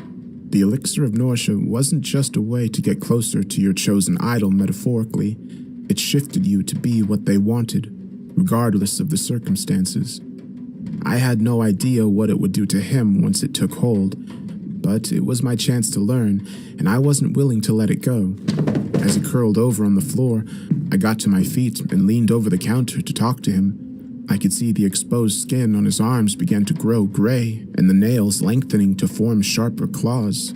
Your master, he did something, didn't he? Something you wanted to be a part of. The Venerator didn't reply. He didn't even move, save for some light breathing. I'm still figuring out what he did and how someone like you found this place. You don't think I realized what you are?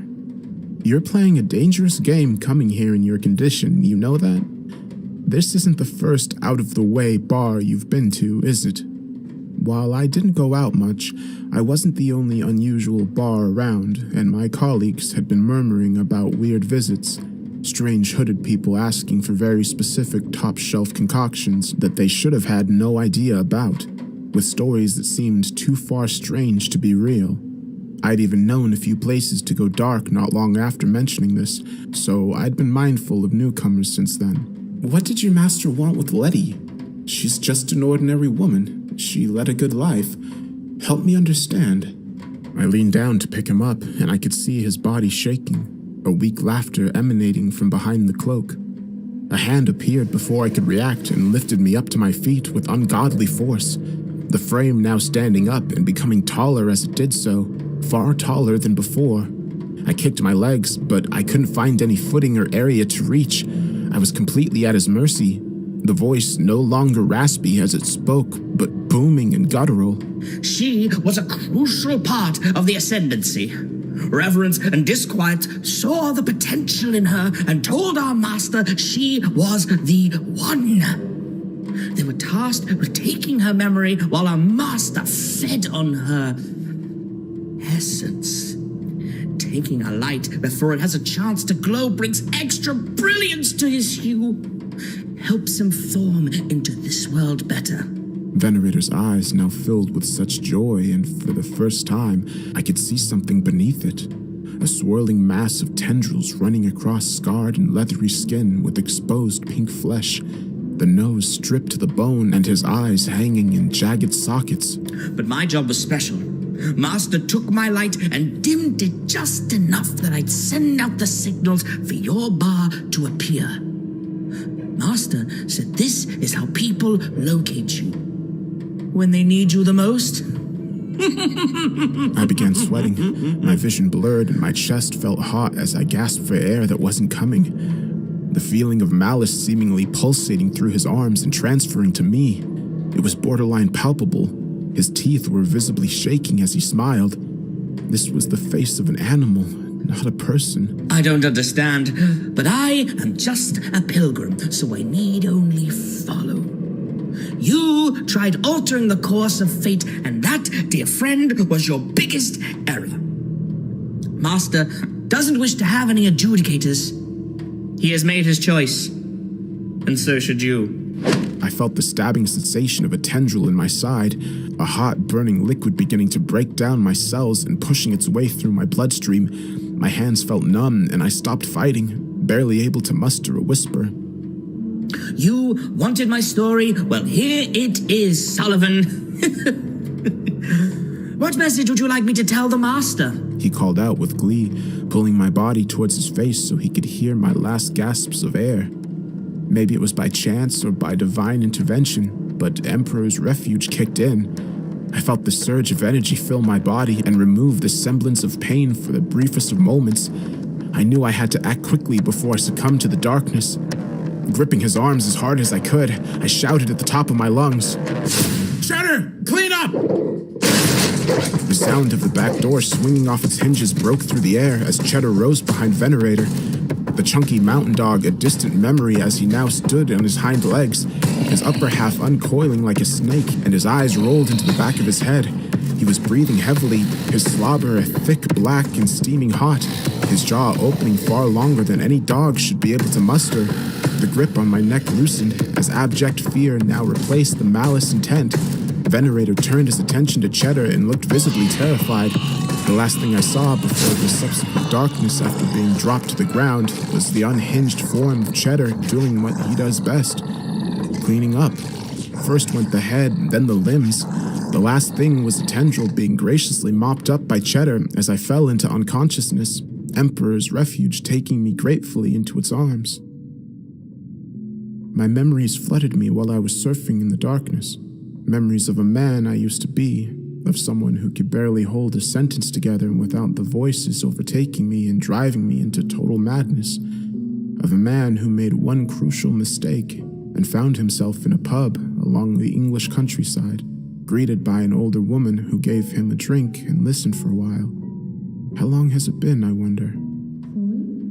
Sully, what happened to you? Pain riddled my body as I felt my consciousness being thrown toward the light at an alarming pace, the whiplash coming with a fresh level of pain that steadily rose the more aware I became. My stomach felt like it was rotting away, and I could no longer feel my legs. Cheddar whined, and the unfamiliar voice of a woman with dark skin and curly black hair became apparent as she kneeled over me, her eyes darting across my damaged body. What do I do, Sully? Tell me, and I'll do my best, okay? She said calmly, her bedside manner giving me even more cause for concern on my well-being. I tried to move, but the pain was so intense that I felt consciousness ripping away from me if I dared to venture too far.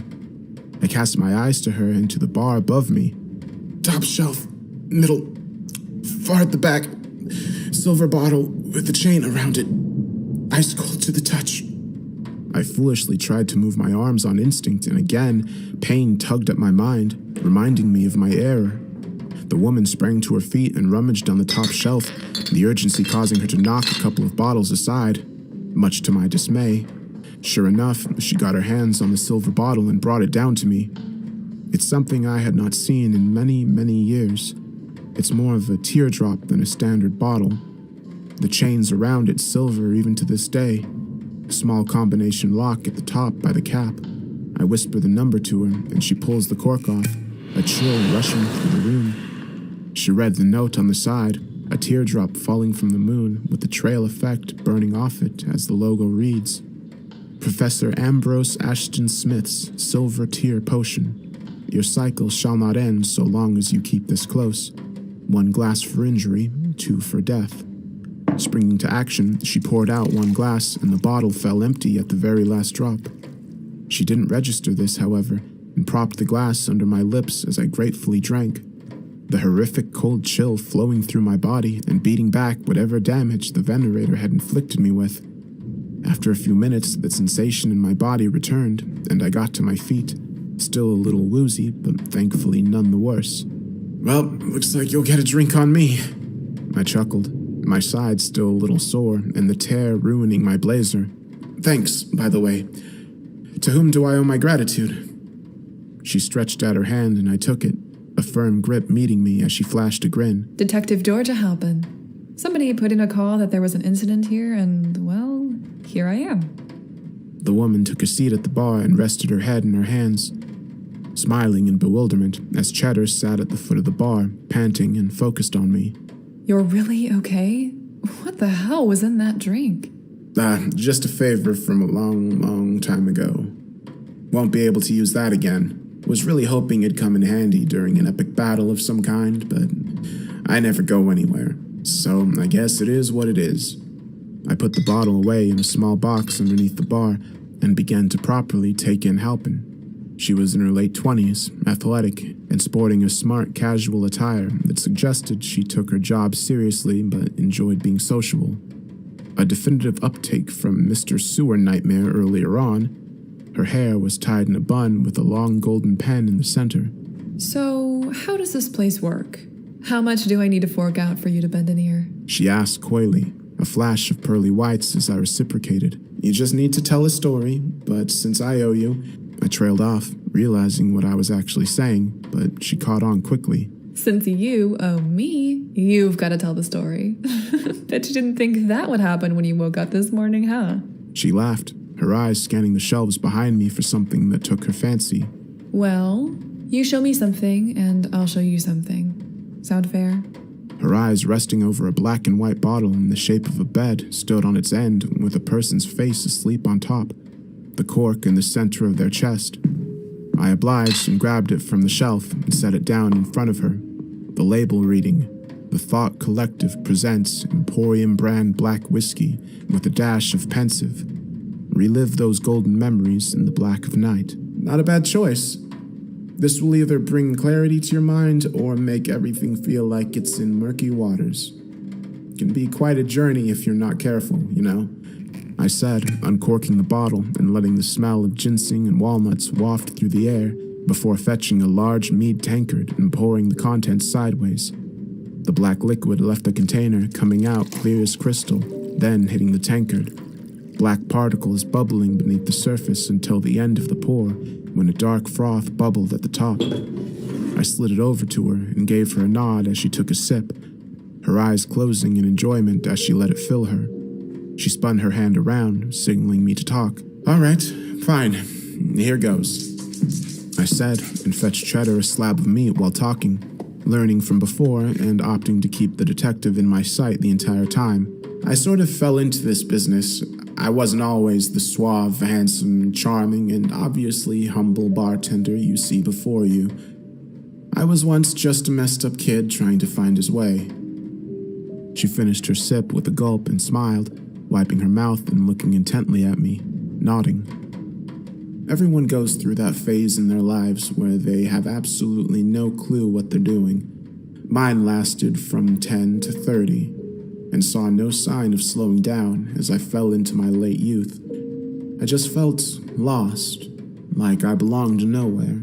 So I made people pay attention to me whichever way I could. If that meant lashing out, well, so be it. Bad publicity was just fine by me. I shook my head. Being on the giving end of these was not my idea of fun. But a promise was a promise. But eventually, all our demons catch up to us, and I got in deep with the mistake I made and was given a choice: do this job or rot. And here I am. The end. I held up my arms and let them fall to my sides before shrugging. Your demon's catching up to you, eh? Yeah, I'm sure Gomez de Stefanos did as well. Halpin nonchalantly declared before taking another gulp of the drink and wiping her mouth, locking eyes with me. How much of what you just said was bullshit, Sully? I smirked. She was quick on her feet, enough that you can't seem to figure it out. How'd you know my name? Why are you really here? She finished her drink, slamming it down on the table before taking a walk in the bar foyer, looking at the photos of past events we'd put on and notes grateful patrons had left behind. Sullivan, our time was irreplaceable. The drink's exquisite, and your wit sharp enough to cleave me in two. I will hold this time in my heart, for you pulled me out of the darkest pit, and with one drink made it so I had wings. I hope to see you once more someday, my comrade. Maximilian Wentworth. Sully, you know what this means to me. Everything else has already been said. Thank you. Give Cheddar the biggest hug for me, okay? Catherine Letty. Well now, this one looks new. So many grateful patrons. You've amassed quite the following here, haven't you, Sully? I assume that's why Gomez found his way here a couple nights ago. She turned to look at me, eyes narrowed. But we've not seen him since. Nobody has. Even asked some of your regulars and Miss Letty here, but nobody had an answer for me. How oddly protective. Who sent you? Are you really concerned with someone like Gomez? I asked, feeling suddenly very on edge. She laughed bitterly at the notion. Don't be silly. That vile prick was a foot soldier, and a greedy one at that. No, I'm here because you clearly have no understanding of your boundaries, and if violence won't make the line in that sand clear, maybe fear will. She opened her palms out and clenched her fist. A pity, really. I like this drink. But temperance finds its work is never done. Without a second to respond, she began punching her stomach over and over until the drink she'd consumed moments ago poured out of her like a black cloud through gags and belches. It formed a haze that quickly turned into a cloud. In it, I could see figures moving around as the images became clear and an apartment room could be made out. It was a dark apartment room with a row of plants in the corner, sitting dutifully and waiting for water. A bunch of baby toys littered the floor, a stuffed animal ripped to pieces and cast aside. I didn't want to see this. A hunched-over figure viciously chewed on something as blood and viscera coated the floor. Its shoulder blade jutted out, and the hood barely covered the large, bulbous head as it gnashed away. Two hooded members standing on either side and watching with vested interest. The bar darkened, and even the sounds of Cheddar barking were muted as the thing in the haze clicked its back, straightened up, and turned. Huge black eyes falling upon me as mandibles clicked and blood-covered pedipalps shivered, laughing maniacally unseen amid the smoke and haze. I knew that whatever I was staring at was beyond any weird story, gruesome tale, or bizarre encounter I'd had to that point. It was something that, for the briefest of moments, created a fear in me that screamed to close the bar and move, but once you start something like this, you cannot stop. I knew that. There was something preying on my patrons, and I couldn't ignore it.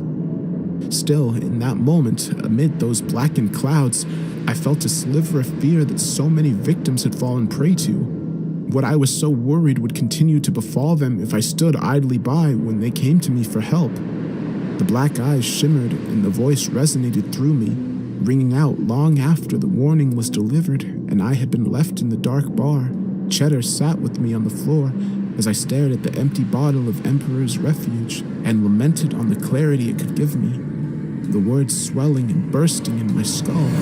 I'll see you soon.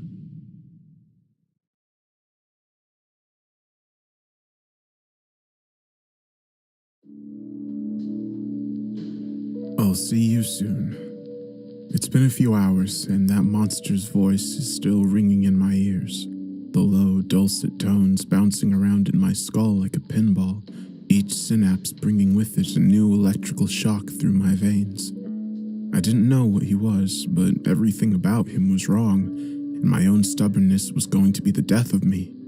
Typical Sully. Never could run away from a fight.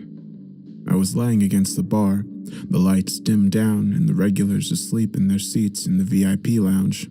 Fortunate I didn't kick them out. Cheddar was asleep by my side, curled up into a ball, and, as always, chewing on his blanket, some of the drool soaking onto my apron, but I didn't mind. Honestly, without him here, I think I would have just packed in the whole career by now. I pulled a bottle from underneath the bar, thankfully within my reach. It was old, in a wooden coffin with chains around it, more ceremonial than intentional.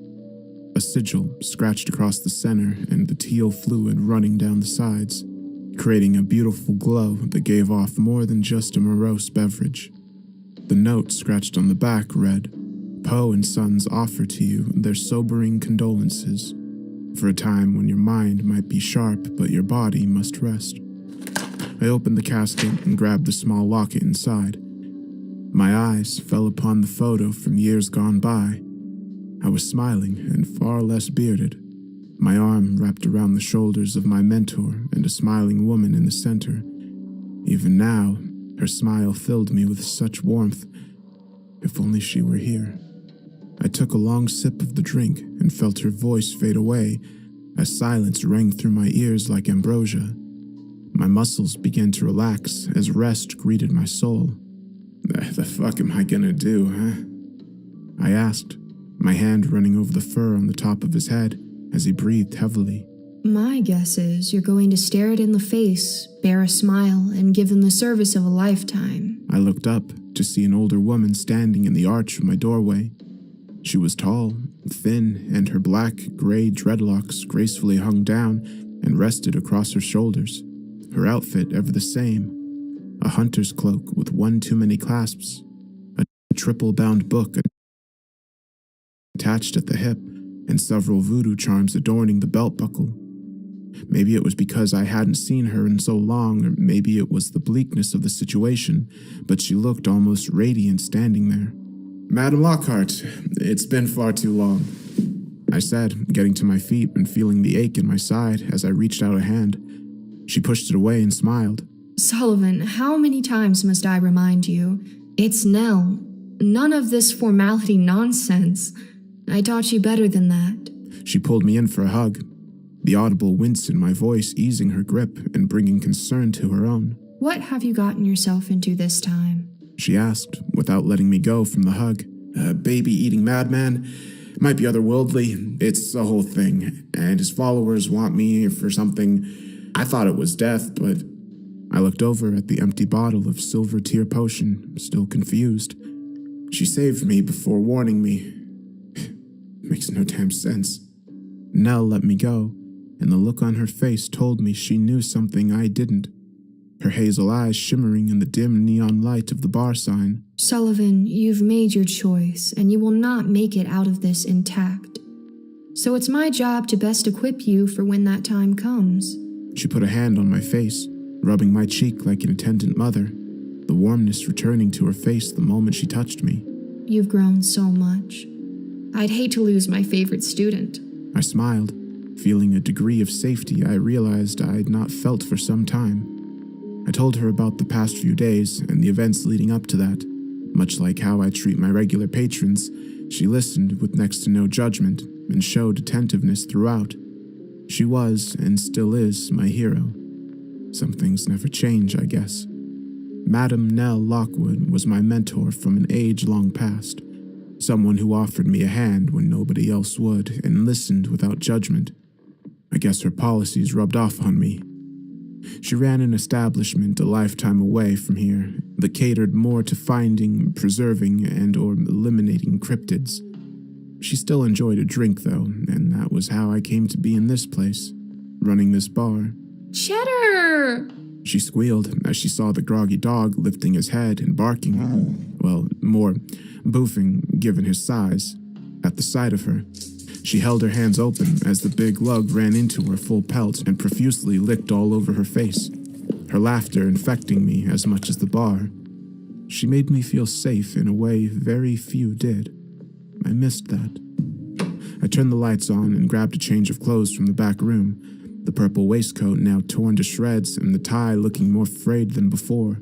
Spying an old favorite in the back, I quickly put it on, feeling a dull ache in my side as I wrapped the navy tweed waistcoat around a white satin shirt, putting my watch back in the waistcoat pocket and keeping the chain tight to the center. I fastened the silver buttons as carefully as I'd done on my first day here so long ago. Had it been 10 years? 20? I couldn't remember anymore. I just knew that this was the place I had to be, and that I had a duty here. That was all that mattered. I took my silver tie, adorned with small bears patterned over it, and straightened my dirty blonde hair, slicking it to the side as I measured whether my undercut needed shaving or not. Appearances are everything, after all. Deciding it was fine, I slugged my apron on and went back into the main bar where Nell was sitting on the floor, trench coat hung on the side as she cuddled a very content Cheddar, tail wagging and big droopy tongue slung out on the floor. "You're gonna spoil him, you know. He'll start wanting constant attention," I teased as I looked at him and his elated face beamed back at me. She giggled, her scarred hand running up and down his belly. Well, maybe it's not such a bad thing. After all, he's only here for you, and to him, you're all he has. So attention is never unwanted or spurned. She sighed, still smiling, but reservedness weighing down her words. If only everyone was like that. But Cheddar has a purpose, as do you. He isn't just in the bar, he's a part of it. She looked up at me, eyes full of tiredness and stress lines littering her face. I just don't want to live in a world where he's left waiting for you at the door and you never come back, Sully. Well, I don't plan on giving in to whatever they are, but I gather you're not just here for time with Cheddar. What do you have for me? She rubbed Cheddar's face and kissed his head before getting to her feet, her arms and hands littered with battle scars from years studying the various creatures that exist. How she was still alive now is beyond me. She's like a mountain, never ceasing regardless of the elements put in her way.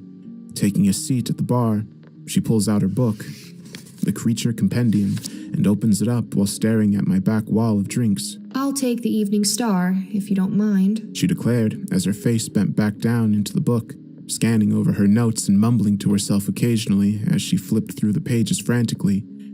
It was worn and damaged, but it held every entry she or her colleagues had ever made of the creatures that lurk in the places we never see.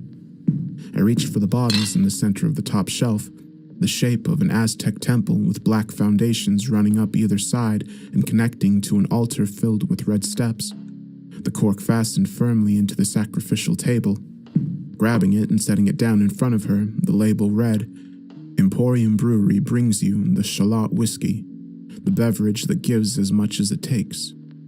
The red and black liquid shimmered in front of Nell as she motioned me to sit down opposite her, leaning over to grab a pair of the shot glasses I keep under the bar.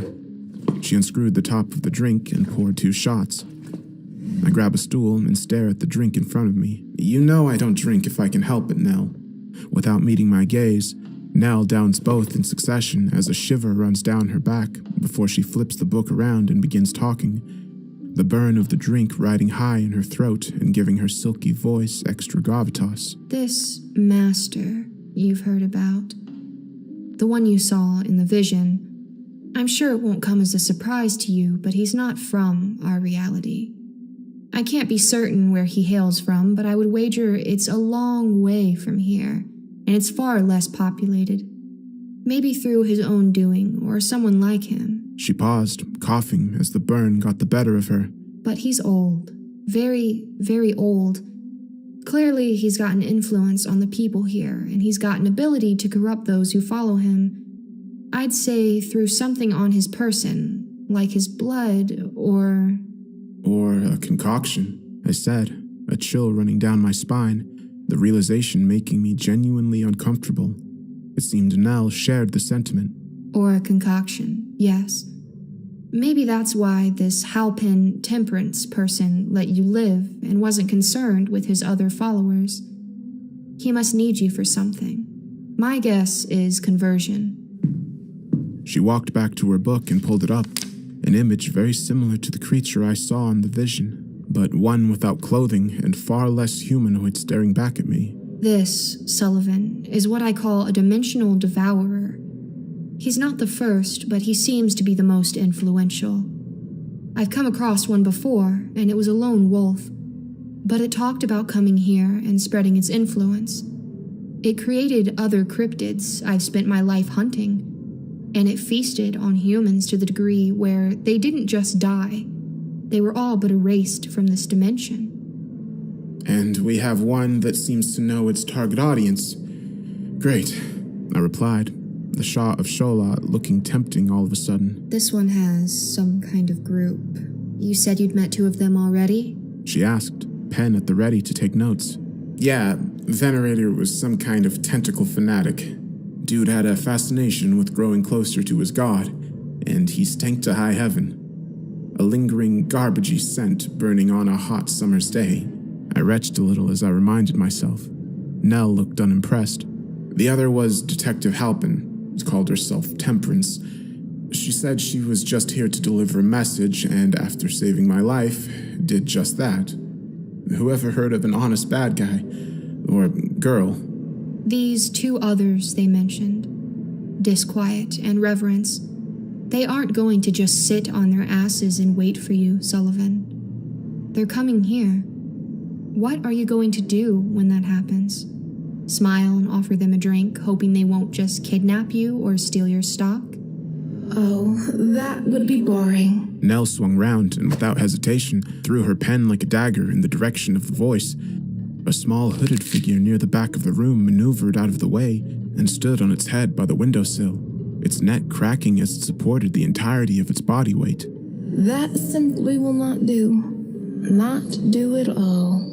The voice was high-pitched, feminine, and carried an air of something unnatural about it. Identify yourself.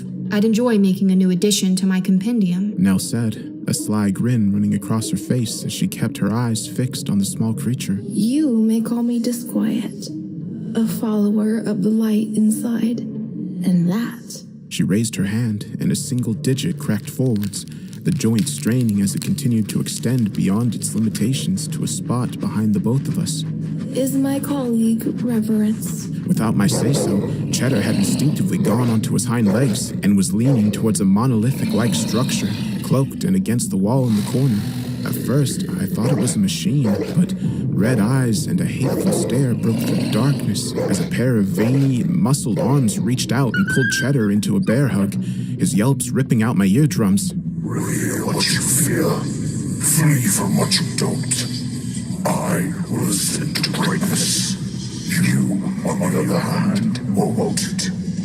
The figure known as Reverence pulled on Cheddar tighter, his black drool burning Reverence's skin, but not ceasing the agony he was facing. Cheddar! Nell looked at me and nodded before switching her stance and rushing towards Reverence, pulling a serrated blade from her belt buckle and pulling it close to her face, breathing heavy. I can't help you with both, but do you trust me, Sully? She called back, not taking her eyes off the monstrosity in front of her. Does service come with a smile? I replied, not taking mine off the emaciated, broken form in front of me.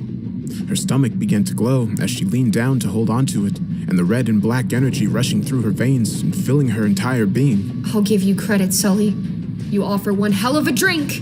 She cried, bellowing as a thick black and red smoke emitted from her eyes, nose, and mouth, encompassing the area around Cheddar and Reverence, Nell crying out, "The hunt begins, motherfuckers!"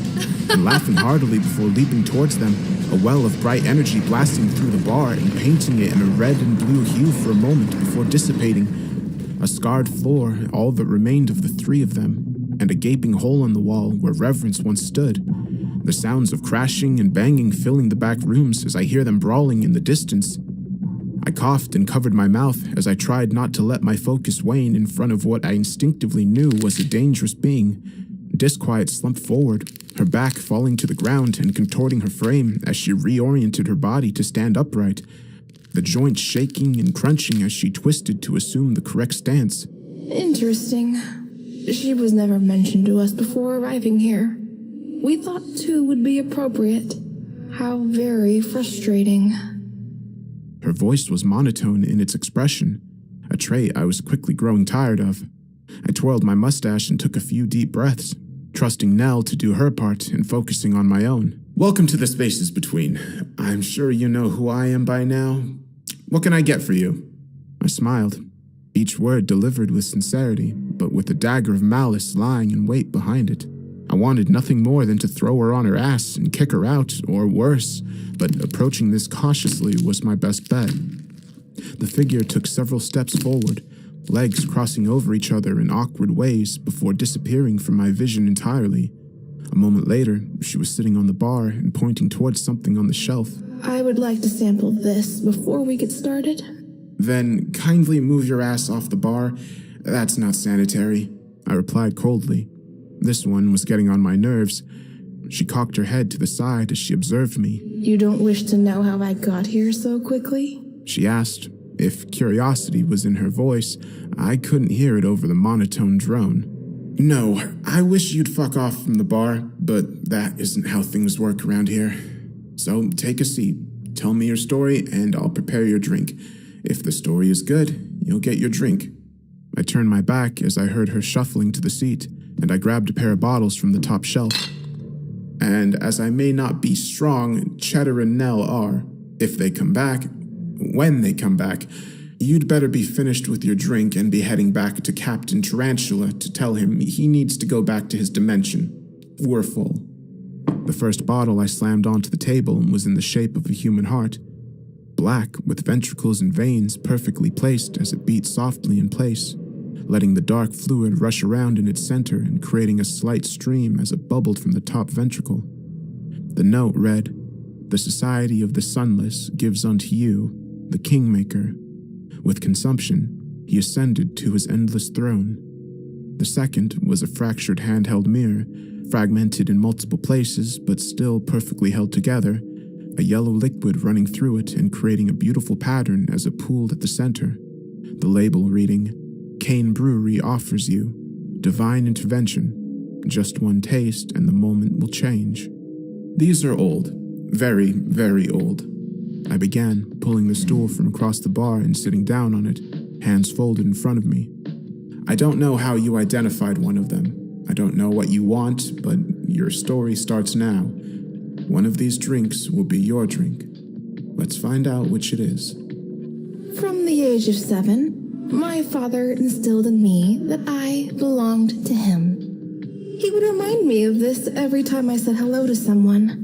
Every animal I wanted to pet, or every successful hunt I brought to him. He would stand over me, eyes ablaze with rage, and tell me that everything of my person was his. Her monotone voice began to give way for a moment as her head shook. I hated him. More than anything else in my life, it is he who made me what I am now. She pulled her hood down and my eyes widened. Her face was a battleground of pain. Her eyes burnt over, and nothing but vacant sockets. The ears gone, and the skin leathery where it had to accommodate. The mouth mostly intact, save for a blackened, singed tongue. I started a fire on the morning of my 13th birthday, when his concept of ownership transferred to but one part of me. I decided this was the right time to part ways. I watched as his corporeal form melted away. I did not flinch or falter in my resolve as I saw flesh stripped down from bones and heard screams ring in my ears. I did not cry when my own did the same. She put her hood back up, looking up to the ceiling. It was then, by some miracle, that he came to me. I was propelled to a place of endless stars converging on one another and cannibalizing themselves. It was an entropy of endless death and life. A most beautiful place. He spoke to me and offered me a choice. The same I have been instructed to offer to you now. And what may that be? I asked, knowing I'd need to prepare myself for the backlash when I declined. Join me in the feast, or become a part of it. Her teeth flashed as the black serpent of a tongue she held in her mouth poked out but for a second before slinking back into her gaping maw. I saw a shimmer on the tip, but I couldn't place what it was. I stood up, cracking my back as I stared at her. This poor, pitiful soul. I guess every patron has their poison. Time's up. Have you chosen your drink?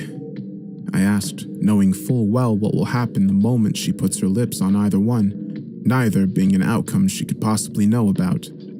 Have you chosen yours, Sullivan? She leered, a raspy breathing sound emanating from her hood before striking me in the neck with a sharpened tongue, the sting temporary but followed by a wave of searing heat.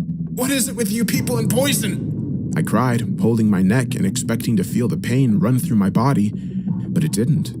Instead, I felt an all too familiar sensation that I had no means to counteract, save for getting to a seated position. I was paralyzed. I cast my eyes to the shelf and saw a small hole in a particular bottle just beneath the two I had pulled from the top shelf, leaking its contents down to the floor. It was a golden heart with vines growing around it and a key emblazoned in the center. The adjudicator concoction. How did you... I gasped, feeling my legs stiffen and my breathing grow heavy as my chest compacted and refused to release. Gomez was more than an informant, Mr. Sullivan. He was an informant with a lure. We learned so much through his eyes, and our master was enamored by what he saw. Boundless opportunities to bring forth more of his flock, to help spread his glorious message. So I come to you with a question. She leaned forward and I saw her smile as my body froze in place, the fear of what may come next rushing through me. How does my master get to this place?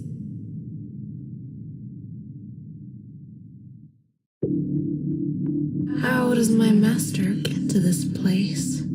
I can already feel my eyes twisting in their sockets at the prospect of what the adjudicator can and will do to me if I betray my thoughts. I can still hear furious fighting in the back, and it's dawning on me that I have no way out of this without being totally honest. I try to speak, but my throat is caking over with this familiar black foam. What? Head? I gurgle. Yes. Go on. Disquiet hisses, leaning in. I said, what's for her head? The sound of a bottle smashing against the table and then colliding with Disquiet's skull punctuates the air. As a thick green liquid pours down her robes, she shivers as it coats her and casts her eyes in the direction it was thrown. There she sees a tall, thin man with his hood up, white face mask and circular glasses shimmering in the light, smiling at her and clutching a second bottle of McGill's Black Sea extract. The entirety of its contents now enveloping Disquiet as she begins to slip back and fall into the thickening sludge. Black Sea extract. Float or sink depending on your volition, huh? Kraus grins at the bottle before looking over at me. Why would you sell this? He cries out incredulously. I would have shrugged, but I was still paralyzed. Disquiet writhes on the floor and shrieks as her contorted joints cannot free her from the liquid as it rapidly turns to concrete, anchoring her in place. Kraus looks around and spies the pierced bottle of adjudicator on the top shelf, the remaining contents now spilt onto the floor. He reads the label and begins to panic. Oh god, oh fuck! What do I do, Sully? How do I stop this bitch from doing whatever it is she started doing to you? Again, I can do nothing but gurgle. My last bit of resistance used in the declaration to Kraus. He stumbles over to me after stepping on Disquiet's chest. Much to her chagrin, he begins looking me over for a solution. You won't find much there, dear. Nell's voice calls from the regulars' lounge. Cheddar slung over her shoulder, and the inert body of Reverence being pulled by the collar around his neck. Seems Nell attached Cheddars to him for hilarity. She's weird like that. She's covered with blood, and her eyes are wild with passion, but her voice and demeanor are completely calm. She tosses Reverence's body next to Disquiet's and gently sets Cheddar down by me, placing his favorite blanket in his mouth and looking me over. Sullivan, I can fix this, but it's going to hurt. Her eyes met mine, and I can see the reluctance in her face. But you knew what you were signing up for when we first met, didn't you? She pulls my head to her chest, kissing the top of it before whispering, Do it for her, Sullivan. And driving her palm square into my stomach. I felt the searing pain rush through me anew as her hand collected the bulk of the adjudicator in a small pool, pulling a bottle from inside her coat pocket and sealing it away. No sooner had the adjudicator left my body, a bright white light began to engulf my vision. The sound of my heartbeat filled my ears, and the last thing I heard before my consciousness faded was, Find your truth, Sullivan. That is the only way to finish the detoxification effects. It was Nell. She was pleading with me. Find it and come back to us. I couldn't tell you exactly what year it was, but I was younger. The bar wasn't the same, and I definitely did not have a mustache. I was tinkering with some drinks in the back of the bar when I heard a ring out as a hurried, much younger version of Kraus fell through the entranceway. The entertainment in the back stopping mid-song to see what the commotion was all about. He was beaten up, bruised, and his glasses were cracked. Welcome to... What the hell happened to you? Are you okay? I rushed over to pick him up when a much bigger man entered behind him, the fury on his face apparent. You fucking freak. If you ever try to pull that shit again, I will make sure this feels like a massage in comparison. His face was practically shaking with rage as he stormed off. Never stopped me before, Dad. Kraus choked between laughter, a tooth dislodged and rolled freely on the wooden floor. I sighed and helped him to his feet. I don't even want to know what you did this time. I groaned, getting him to the bar stool and offering him a rag and some ice to stop the swelling. No, you do not. He laughed, dabbing his right eye with the rag, and a bloodied grin stretched across his face. What matters is yours is the first place I go to when things kick off. And we always have each other's backs. Since day one of opening, literally. My shoulders fell as I tried to find him a good drink. One of these days, it's going to be too much for you. You know that, right? Of course. That's the fun part. Figuring out which day it'll be. God, I hope it's on hump day. He laughed. He snickered to himself before shouting, Ah, fuck! When his jaw moved too much. I looked at the top shelf and found a mixture I'd been sent earlier today. It was a locket shaped like a 4-leaf clover, with a thick golden chain hanging from its tips. A beautiful gold hue emanated from the center, and a single clasp acted as the opener. The label attached to the chain reading, Posithwaite and daughters give to you the luck serum, 1 part honey, 1 part scotch, and 1 part distilled fortunes. You will see your luck turn around at but a moment's notice, for better or for worse. Maybe this will stop you from getting the shit kicked out of you so much. I teased as I unclasped the vial and poured its contents into a small silver glass, the gold hue transferring to it and displaying a beautiful shimmer. Well, maybe then you look like the hot one out of the two of us. He jeered back, sharing a chuckle as he downed half and passes it to me. I smirked and joined him. A far smaller, puppy-like chowder bounced from the other room and leapt up on Kraus's lap, the once goofy boofing sounding now more like small borks, and the drool ever present as he licked the wounds covering Kraus and tried his best to comfort him, Kraus laughing the entire time. Man, if I had a dog like this, I'd take any fucking job they had available. He chuckled between slobbery kisses from Cheddar. The door to the bar opened again, and a young woman stepped in, early 20s and utterly spellbinding. Her slender figure cut through the noise and the atmosphere of the bar, her red hair flowing down her shoulders and across her chest in an elegant curl, eyes alight with the spark of life. I could not take my eyes off her, and Kraus calling me repeatedly dissipated into the ether as she walked up to me, a mixture of confidence and mania written across her face. Welcome to the spaces between. I'm Sully, and that little furry fella is Cheddar.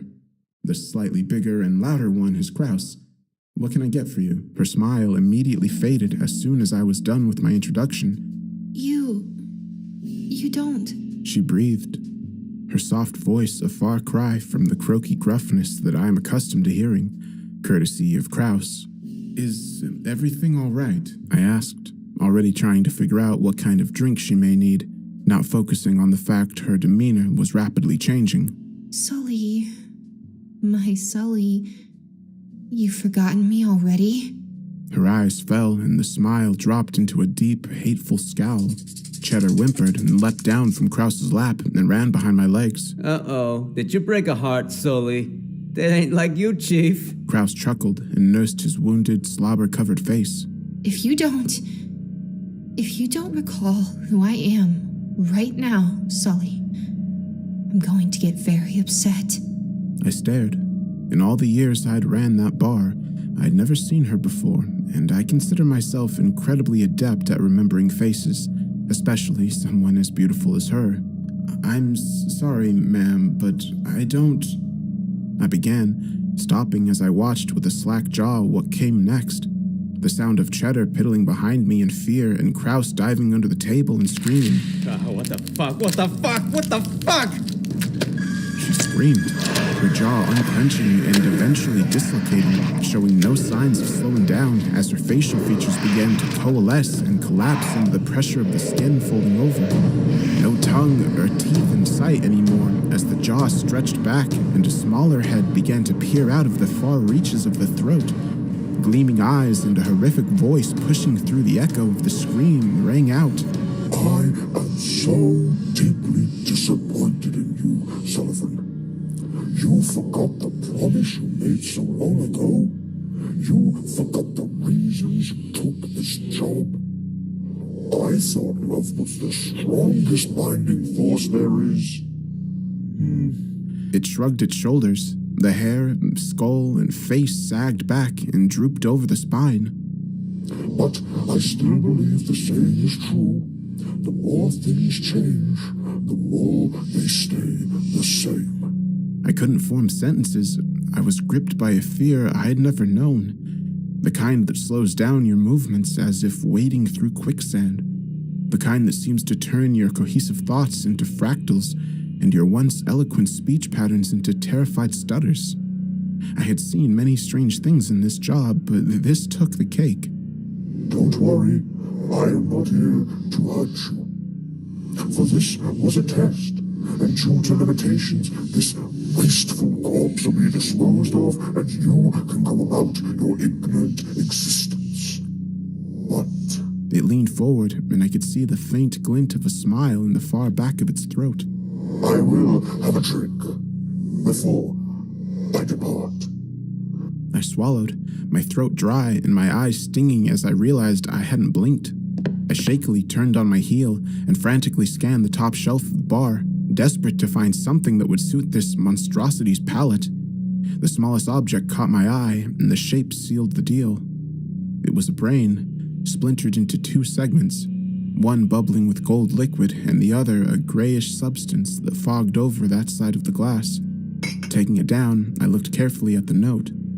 The Pilgrim's Choice, for when we need to find our way once again. I sat it down in front of the creature, shaking hands, pouring out the champagne-smelling liquid first, then the gray matter that fogged over the glass, both coming together to form a brilliant silver concoction that smelled of elderberries. The creature laughed at my nervousness. Perhaps you should get a drink yourself too, Sullivan. I think you'll need it. Shit, maybe it was my nerves or the suggestive nature of their voice at the time, but I believed it. I grabbed a bottle from under the bar.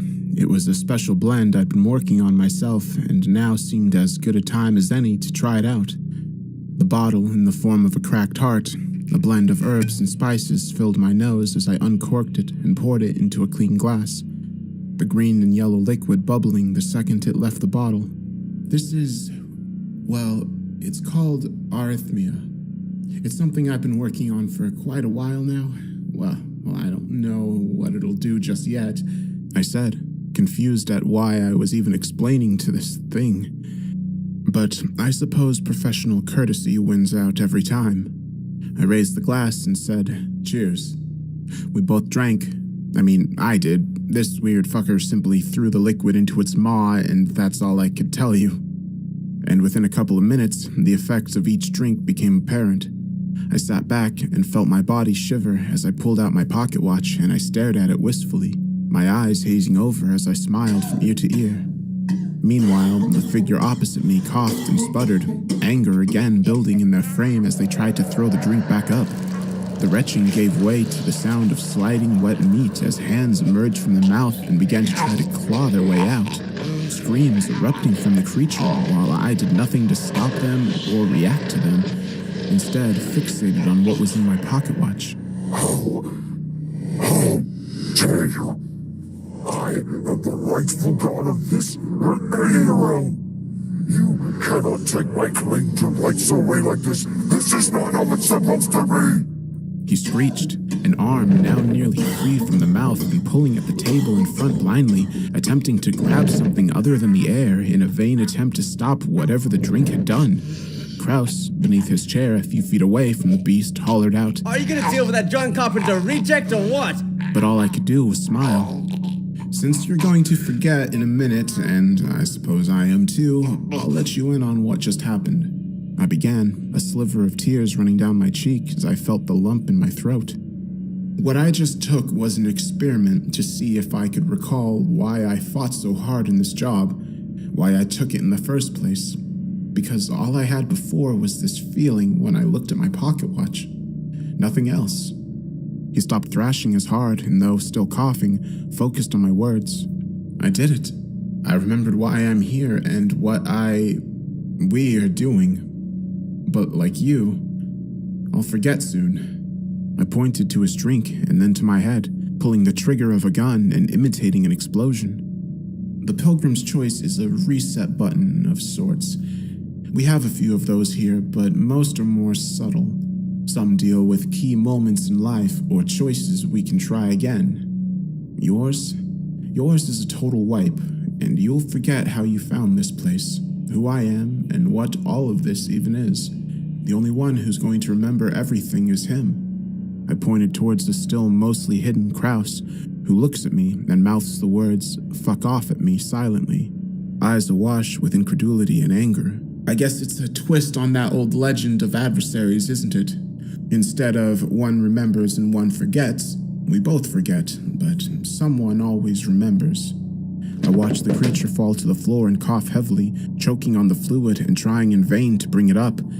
I knelt down low and showed him the contents of the pocket watch, still smiling, but with a fresh anger within. This is what I fight for. This is what I remember. Even if you don't, I know what you did, and I will stay in this bar 1,000 more years if it means my end of the deal is held up. I will be dust before I give in. Every time I feel like quitting, without realizing it, this photo will push me on. You will never win, Amos. I lean in closer and stare deep into that gaping maw, holding the photo of a younger me in my arms, wrapped around a woman my age. The photo faded, but the love and comfort it brought amplified by the drink, hands shaking as I let my smile slip for a moment. Not in this or any realm. Amos screamed and began to fade from the room, dissipating into a hiss of black smoke as his free arms reached one last time to grab for me, aiming for the pocket watch. As the smoke cleared, I stood silently and clutched it tightly to my chest, tears flowing down my face as I felt the memories already fading. The potency of the drink obviously not strong enough. Kraus scrambled from his spot and came over to me, waving his hand in front of me, but to no avail. Sully, buddy, you okay? I'm sorry, but it'll be a little while before I remember again. But I will keep my promise. Always. I will remember to save, I whispered, closing the pocket watch and wiping my eyes as I felt the last of that familiarity fade from me. What the hell was that, Sully? Old friend of yours? From before the bar? I looked at him, perplexed, Cheddar whining at my heels and trying to jump up for a hug. Do me a solid, clean up the pee, would you? I need to take care of this little fella and fix him something to eat.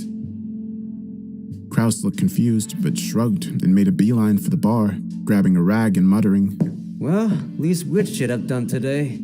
So why the hell not? Fuck, my face hurts. I better be getting some Emporium whiskey on the house for this. I laughed as I carried Cheddar to the fridge. Thanks, Naya. Naya? Who's that? I came to, Kraus standing over me and inspecting my face. Kraus. I meant Kraus. I don't know why I said Naya. I rubbed my head, the feeling in my limbs returning and vigor quickly running through my body. Jesus. Remind me to never drink around you and not pay my tab. Kraus comments as he helps me to my feet, obviously unable to quantify how this was happening, but unwilling to question it. Nell had been fixing up the two on the floor while I was out cold.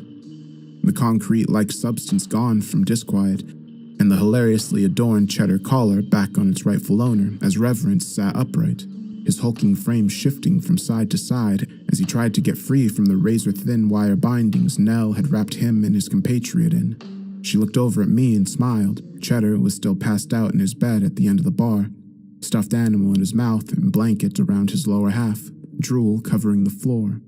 Your dog is one hell of a fighter when he wants to be, Sullivan, she said softly, breathing heavily herself and putting the bottle away. Reverence didn't know what to make of his second form, but after all that, he just sleeps like a normal dog. He's such a good boy. She rubbed the top of his head as he whimpered and chewed down on his toy. Now, we have a problem to deal with, she said, dusting off her hands and walking over to the two hooded forms on the floor, her determination absolute as she pulled over a chair, yanked at Disquiet's hand and placed it on the seat. This is futile. I will not falter in my faith. Even if my mission has failed and my lord punishes me, you cannot do anything to me he is not already deemed appropriate. She looked up, eyeless but defiant, and smirked at Nell, who did not reciprocate. Works for me. I have a different system to my protege over there that you tried to torture, so why waste any time? She pulled her serrated blade, dripping in a thick substance, from her belt buckle with one hand and opened the creature compendium to a bookmarked section, reading aloud. To maximize the efficiency of pain, one must be swift and decisive in their cut, but precise enough to leave the nerve endings open to the cool air, so the bleeding combined with the nerve damage keeps your prey in a constant state of pain-riddled inertia. Without hesitation, she brings the coated blade down and drives it into Disquiet's hand, severing 2 fingers below the knuckle. The fluid bubbling the second it meets the exposed flesh and begins pulling at the bones, the sinew, and the nerves, exposing them further out from the pulpy mass whence they came. Disquiet's ear-splitting screams were beyond measure. She desperately tried to get her body away from Nell, but the strategic wiring made it impossible. She instead shook in place, drool flowing from her mouth as her initial scream became a low moan, the pain putting her into a lulled state. I will ask you a similar question to what you asked my student. How did you come to this place? Reverence thrashed but said nothing to aid his fellow disciple, who continued to moan softly and whisper incoherently even as Nell brought the knife up. I am not fooling around here, girl. Do you wish to break the laws this universe has in place? Do you think yourself that arrogant? You are not above creation. You do not stand shoulder to shoulder with our Lord. You are nothing more than a sin, waiting to be purged. Disquiet's rage rising like the flames and settling as she smirked with her singed tongue. That is absolutely fine, but I'm here to remind you that for every action... She drives the knife into her remaining 3 digits, severing them completely as the process begins anew. She sits up and walks to the bar, finding a pulse thumper and downing it as Disquiet screams. There's a consequence, and her name is Nell fucking Lockwood. The screams once again gave way to moans, but this eventually turned into rapturous laughter, first from Disquiet and then from Reverence. At first, I thought it to be mania brought on by the pain, but as the black smoke filled the room, I knew something was imminent. You are not the only one who has allies to save you. But I assure you, this is the last time. All things must eventually fade and be cannibalized. into beautiful entropy. Her agony taking a considerable toll on her as she faded into the smoke. Reverence may fade, but your grief will not. For I will live, your friend will rot. Reverence bellowed as he too began to fade, the black smoke far thicker than before and engulfing the entirety of the bar as I ducked for cover, pulling the blanket over Cheddar's head. The form of Temperance broke through the smoke and stood in a small parting she'd made, her own vestments now on but the hood down, a smile across her face. Sullivan, I come to you with a choice from Lord Amos. He wishes to give you 2 options before what he anticipates will be the final meeting you two share. The final meeting we all share, I imagine. She gestured to the room like a proud parent before letting her arms fall listlessly to her side, biting her lip. You see, in his omniscience, he figured out how to get here. It's the binding forces of this plane that allow us to step through those doors. In this case, it was the binding force of love. She pulls something from her pocket and throws it to the ground in front of me with a thud. It's a black lockbox, the contents of which spill in front of me as my eyes widened. Letty, to be exact. She's with us now, the constant supply of energy we need to get here, but alas, it is not nearly enough for my lord to step into this space. So, instead, in his infinite wisdom and gesture of goodwill, he offers you a most important choice. Let me guess, join him or spend a lifetime in suffering? I call back, still under the desk and hoping I'm not stupid enough to get injured by every member of this fucking group, searching for a drink that can aid me and finding nothing in reach. She laughs, but there's something off about it. It's cruel, low, and frantic, as if she knows something I don't. No, Sullivan. You're going to suffer either way. The choice is far more important than that. No drinks to save you, no weapons in sight, and no way out.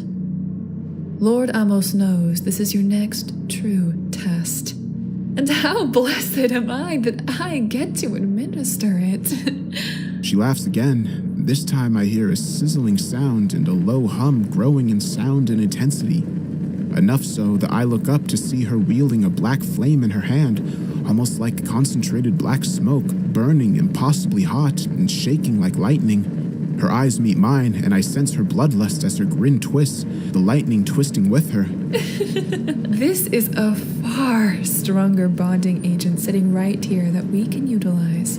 Something so strong that the next time we step foot into this place, our Lord will be at our side, and he will complete what he started so long ago. That bonding agent isn't just in one vessel, however. It's in 3. I took one look around the bar, first to Kraus, who is staring head-on at Temperance, next to Nell, who nods solemnly before grabbing at her blade, then to Cheddar, who hasn't stirred from under his blanket, still asleep and unaware. Finally to the photo on the floor of a young man and a woman with their arms wrapped around each other. The photo faded, but the love and warmth permeating from it even now. Who will it be, Sully? Kraus? Nell? Or Cheddar?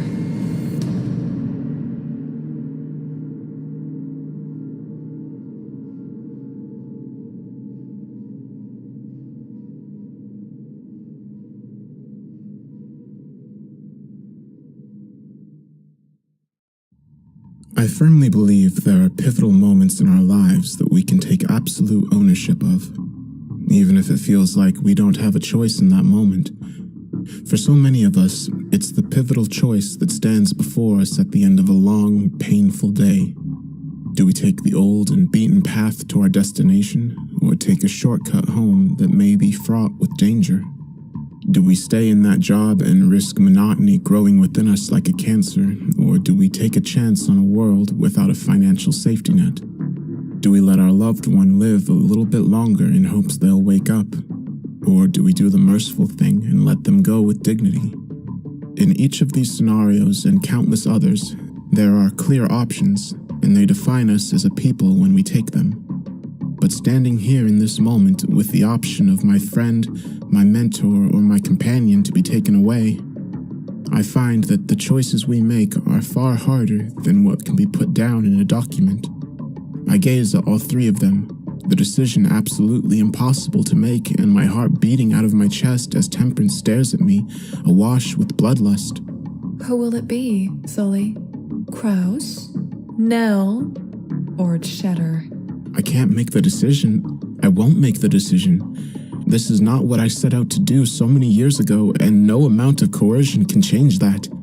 I begin to raise my arms and charge at Temperance, but I feel the entire atmosphere change. The air felt thick and hot, my limbs slowing down and everything around me coming to a complete stop. There, the scene splayed out bare. Temperance holding out black flames of lightning, the fog around her like she was pestilence incarnate. To my left, Cheddar was asleep under his blanket, drool frozen in place like a drop of water thawing out on a cold day. Above him was Nell, an expression of fatigue and contentment staring back at me, one hand gripping the knife and the other rubbing the cover of her compendium. To the back was Kraus, a look of total shock and mid-scream of an expletive as he jumped back from the impending smoke. Well, I see the choice hasn't been made yet. Seems I was on time. Turning slowly, a young woman with a small instrument strapped to her back was sitting on the other end of the bar, her head lazily resting on her hand as she observed the situation. She was tall and slender, her face covered with piercings and her lips smeared in black lipstick. Her flowing brown hair nestled under a dark blue hoodie. You haven't got much time, and neither have I, so we should probably get to it. But first... She looked at the shelf and back at me several times, waiting for me to respond or to move, sweat still running down my brow. Her eyes widen and she sits up, an audible "Oh!" coming from her as she clicks her fingers, and I feel my body begin to move normally again. Sorry, been a while since I had to do this. I'm a little rusty. But how about that drink? She smiles and again waits on me. I wipe my forehead and stare down at her for a moment. Those are the rules here, aren't they? I will tell you a story and get my drink? That's what brings so many people here after all. She laughs and waves her hand. Don't worry about what it is. Anything will do. Lost for words, I follow my instincts and go for the top shelf, spying a particular bottle that I think fits the circumstances, the red glow sealing the deal. A large shot glass with multiple edges carved out, going down in connecting levels like gazing into the circles of hell itself. Each one changing the hue from light red to almost black at the bottom. A red-hot cube affixed to the side, like a lemon on an iced tea, the label reading, Ornstein's Little Red Devil, for those whose sins burn hottest when dwelled upon. Oof, boy, you don't mess around when it comes to these things, do ya? She says, leaning over to share as I pour the mixture into the shot glass, tapping the cube to let a second black liquid run down each circle, creating a beautiful symmetry of crimson as it does. Well, a promise is a promise. My name is Freya, and I guess you'd call me an observer. I watch the lives of those with importance, and at opportune moments step in and present them with a chance to make things different. She swirls the drink around, letting the mixture settle before taking a sip and tapping the instrument on her back. I'm also a bard, so when the choice is made, I like to write a song about it. Pretty cool, right? This isn't a normal situation, or a normal client, but I fall on normal decorum as if on autopilot. Well, this is the spaces in between. I'm Sully, and she puts out a hand and stops me mid-sentence. It's all right. I think we can safely establish I know who you are. Just like I know you're going to need a drink in a minute, because we've got a lot to talk about and all the time in the world to do it. She gestures to the stool I keep on my side of the bar and ushers me to sit down. I oblige and reach under the table, pulling up an unlabeled container in the shape of a clock, the large hand pointing to 4 and the thin hand pointing to 12. I turn the handle on the back, push the dials to 11:30 p.m. and shake the mixture before setting it back down. Curious. Are you not going to drink that, Sully? She eyes it, perhaps concerned it's a bomb or a weapon of some kind, but I flash a smile and seem to disarm her concerns. Last orders. I'll drink it when the bell rings. Now, why are you here? She looked me over before replying. You were given a chance by your mentor over there. A promise that one day you'd have a chance to set things right if you came to her services. Is that correct? Her eyes linger on Nell, who was still staring, still smiling in my direction, My throat felt dry. Yes, that's right, but that was a lifetime ago. I'd practically forgotten. In truth, I'd completely forgotten, save for those moments where lucidity overcame me thanks to a special blend of something I'd been working on. Freya rests her head on both hands now, crimson eyes looking at me with wonderment. Tell me what happened a lifetime ago, Sully. Tell me how we got to this choice. I don't recall where it was, but I remember the smell. Daffodils. Didn't matter what season it was or the weather conditions, it was always lingering on the wind, and Naya loved it. She chose to always look on the bright side of things, and I loved that about her. We'd been in our place for about 6 months. It was a dingy little apartment and was all we could afford, but we were young and happy. When you're 26 and in love, there's very little that will hinder your joy. I discovered that every time I felt the weight of the world bear down on me before looking into Naya's eyes. It was like stepping into a cool breeze on a hot summer day, and it intoxicated me beyond all words. I took a job in the downtown area, a few miles from where we lived. It was a fair journey, but the money was good, and they offered work virtually year-round. I knew that if I pushed myself hard now, it would benefit us in the long run. The final night I was ever in that apartment had horrific weather, and the rain was battering down. We'd been told a hurricane was likely either to come close to us and cause damage, or it could very well hit us if it changed trajectory. Babe, I'm begging you. Please don't go out tonight. She'd rub my arm and plead with me, knowing that I didn't want to go either. But I was steadfast in getting that extra pay, knowing what it would bring us. The wind was so strong that night and the fog so thick, I was terrified I would end up walking into oncoming traffic without realizing it. But I persevered and by some miracle made it to work without issue. Fat lot of good it did me, though. They closed within the hour, thanks to extreme weather conditions. When I got home, I noticed the door was ajar. I called out but heard nothing. The smell of iron filling my lungs as I pushed the door open to find a massacre. She was face down in a pool of her own blood, clutching at a box from the delivery company, her hand never releasing its grip from the top corner. Our entire home had been ransacked, and it looked like the storm had already hit, but man is far more cruel than nature. Eventually, all I could see was her, my Naya. I don't remember much of the next few months. I wandered in a haze of pain and anger as the investigation continued. A key witness refused to testify, and the case crawled to a stop. Maybe one of the detectives I sent 40 voicemails to, asking for answers, took pity on me, or maybe he just didn't care. But he let slip that they knew the group responsible, and without their associate's testimony, they can't move on them. I remember finding their hideout, the anger boiling inside me like a rage I'd never felt before. Naya's smiling face engulfing my mind every single moment of every single day, threatening to render me blind to all other things. I put my hand on the door and pushed with all my might, ready to die and to make them suffer. But instead of a gang of monstrous people, I found a small cafe. It was old, Victorian-style decor with shelf after shelf of beans and blends, a small reading corner to my right, and a kindly middle-aged woman standing at the counter, beaming at me as I walked in. Welcome to the Refuge of the Weary, Sully.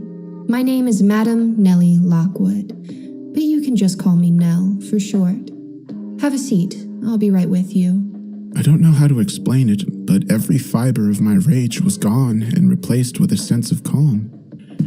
I did as she asked and wandered over to the counter, taking a seat and watching as she heat-checked a bottle of milk on her wrist before setting it on the table. Got a baby? It must be stressful, I asked, trying to keep my mind sharp and figure out where I was. Not exactly. You'll see. She chuckled, her dreadlocks bouncing on her shoulders. She grinned as a small sound broke out from beneath her, and a tiny puppy began to rise up, impossibly long and grunting as it searched blindly for the bottle, clasping its tiny mouth on it and sinking back beneath the table as Nell took a hold of it and fed him. Cute dog, I said, still processing what I'd seen and unsure if it was even real. She picked him up and he was a normal puppy once more, eagerly feeding from the bottle in her hand. Thanks. His name is Cheddar. Not sure how he got here either, but I found him on my doorstep, and here we are. Kinda similar to you, in a way. She looked at me, kind eyes flashing. Do you know how you got here? I shook my head, flashing images of Naya, the gang in a fight that never happened, rushing past me as I rubbed my forehead. Well, Sully, I am going to fix you a drink, and we're going to talk about it, okay? She put a hand on my shoulder. All will be well, I promise. She grabbed a bag of beans from the shelf and began busying herself with a brew, adding in touches of ingredients and humming to herself before setting it down in front of me. It bubbled, and I could smell dark chocolate and cinnamon. This little establishment of mine is special, as I'm sure you realize. It isn't your run-of-the-mill cafe. I offer a moment in time to let those of stout heart and strong will make a choice that will change where their lives go. Take a look at your chest for a moment, would you? She clicked her fingers as I looked down and see huge chunks of flesh vanish, gaping black holes left in their wake, and total absence of pain. This is what happens if you go through that door and finish what you started, with rage in your heart and vengeance in your blood. You will lose, but... She taps the side of my drink and smiles wide. I will make you an offer. Run a little startup business I have in mind, and one day down the line, I will do better than get you revenge. I will get you a happy ending. She stares down at the tiny form of Cheddar, still grunting as he has his fill of milk. I'll even give you a companion, too. Cheddar will be a part of the establishment and will protect you until the end. Always. I stare for a moment, visualizing the life I've led up to that point. I see large swaths of gray, punctuated by the vibrant colors Naya brought to it with her smile, her demeanor, and the little things she did that in the hands of anyone else would be mundane, but in hers were fireworks. I hold the hot brew in both hands and down it in one go, the heat rushing through my body and the black holes giving way to new flesh as I felt the vigor of a purpose enter my soul. I'm in. I finished my story, everything back in place in my mind where it should be. Wow. So you gave up everything in order to have a chance down the line? That's a gamble if I ever heard one. Freya sips her drink, her chin resting on her hand. Yeah, I guess something about what you do here allowed me to think clearly for the first time in, well, I don't know how long. The real question is, what do you want? She took another sip of her drink and smiled, walking around the bar and looking over the jukebox.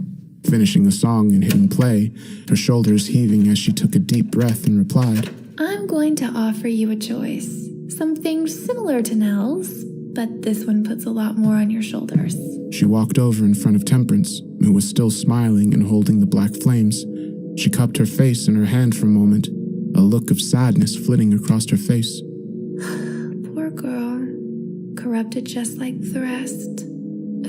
Sully, every time this happens, almost gets another chance to wreak havoc. What happened with you and Naya repeated over and over before culminating in this latest venture with Letty. He preys on these moments of chance, like you're destined to do this until one of you wins. Nell didn't just give you a chance, she gave Naya one too. I felt the sweat run down my face at the mere mention of her name. How did she... I breathed, stammering. Naya is stuck between realms.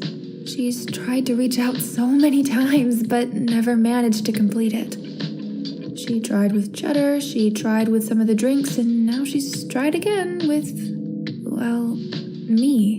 Freya looked forlorn, even ashamed at the notion as she stared at the floor. I kept feeling her pulling at the threads of your life, and I just had to intervene, so I came up with a chance to circumvent the process and close the loop for good. She walked towards me and downed the last of her drink, a short red breath emitting from her mouth as she breathed out, her eyes glowing bright. This is the sin that I will carry, but it's the one I will carry with pride. She chuckled a little before that same morose look fell on her face. I'm offering you the chance to put your own destiny into your hands. I've been steadily doing so this entire time, but I felt the need to be direct, since I didn't stop this sooner. She held out a hand to me sheepishly. I'm sorry, Sully, but I hope this helps. The penny dropped, and I thought back throughout the last few days since this whole mess began. Letty and the ultrasound, her lockbox, Gomez seeing what he thought was a crib, the specific drinks being ordered and smashed. My chest felt heavy as the realization of everything set in, and I walked over to Cheddar, who was still asleep under his blanket, frozen in that moment and unaware of what was about to happen. "You'll take care of him for me, won't you?" I asked, petting Cheddar softly as I felt my composure beginning to crack. Freya smiled softly as I rose to my feet, and she saw the gait of a man with a mission, feeling he'd made the right decision. Of course, Sully. Are you ready? The song on the jukebox began to end, and the bell for the last orders rang out, each tone reverberating through my chest as I straightened my tie and pulled down on my waistcoat. "I am." With a snap of her fingers, the moment was reset, and I was back in front of a bloodlust-ridden Temperance. The lightning flickered and burning bright in her hands. Who will it be, Sully? Kraus? Nell? Or Cheddar? Her eyes darted to each one as I stepped forward. "None of them," I replied calmly, rags strewn over my shoulder as I wrung my hands. "I've made my choice." A booming sound could be heard from behind the group as Freya stood in the doorway, her eyes no longer jubilant but filled with cold defiance. You will have a way to access this place in its entirety in 24 hours with your leader. This will all end tomorrow. She began moving her arms as Temperance screamed at her to stop, the smoke that enveloped them masking any sight of their frames. And bring Letty with you. With a crack, they were gone, the scene still in disarray as Kraus breathed heavily, Nell walking towards me with an expression of concern. What the hell have you... Why are the bells ringing out? You were supposed to choose me. Sully, what have you done? She slammed her hand down on the table as she finished, Cheddar looking up and bounding to my side, staring at my blank expression as I gripped my drink tightly, the glass threatening to crack under my grip. "I chose to save you all. I chose me." I looked at Cheddar's soft face, to Kraus's eyes as he realized what I'd done, and finally to Nell's, unable to hide the pain behind them as I put on my best service smile and closed my eyes. This is the last call.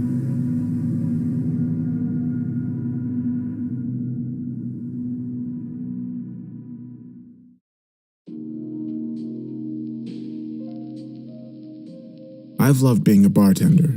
So many different characters storming through my doors, wide-eyed and filled with problems that they needed to pass on to anyone else who'd listen. I always felt so fortunate they came through my doors and talked to me. Sometimes the stories were hard, other times they were hilarious. Oftentimes they were sad. But I gave them a smile, some wisdom, and a hell of a drink to send them on their way. I never thought it'd be my turn, but here we are. The end of my little stint here at the spaces in between.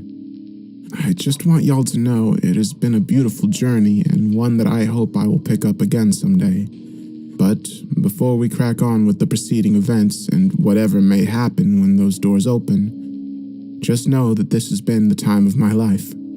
I've got zero regrets. Have a drink on me, patrons. Have a drink on me. The next few hours were something of a blur.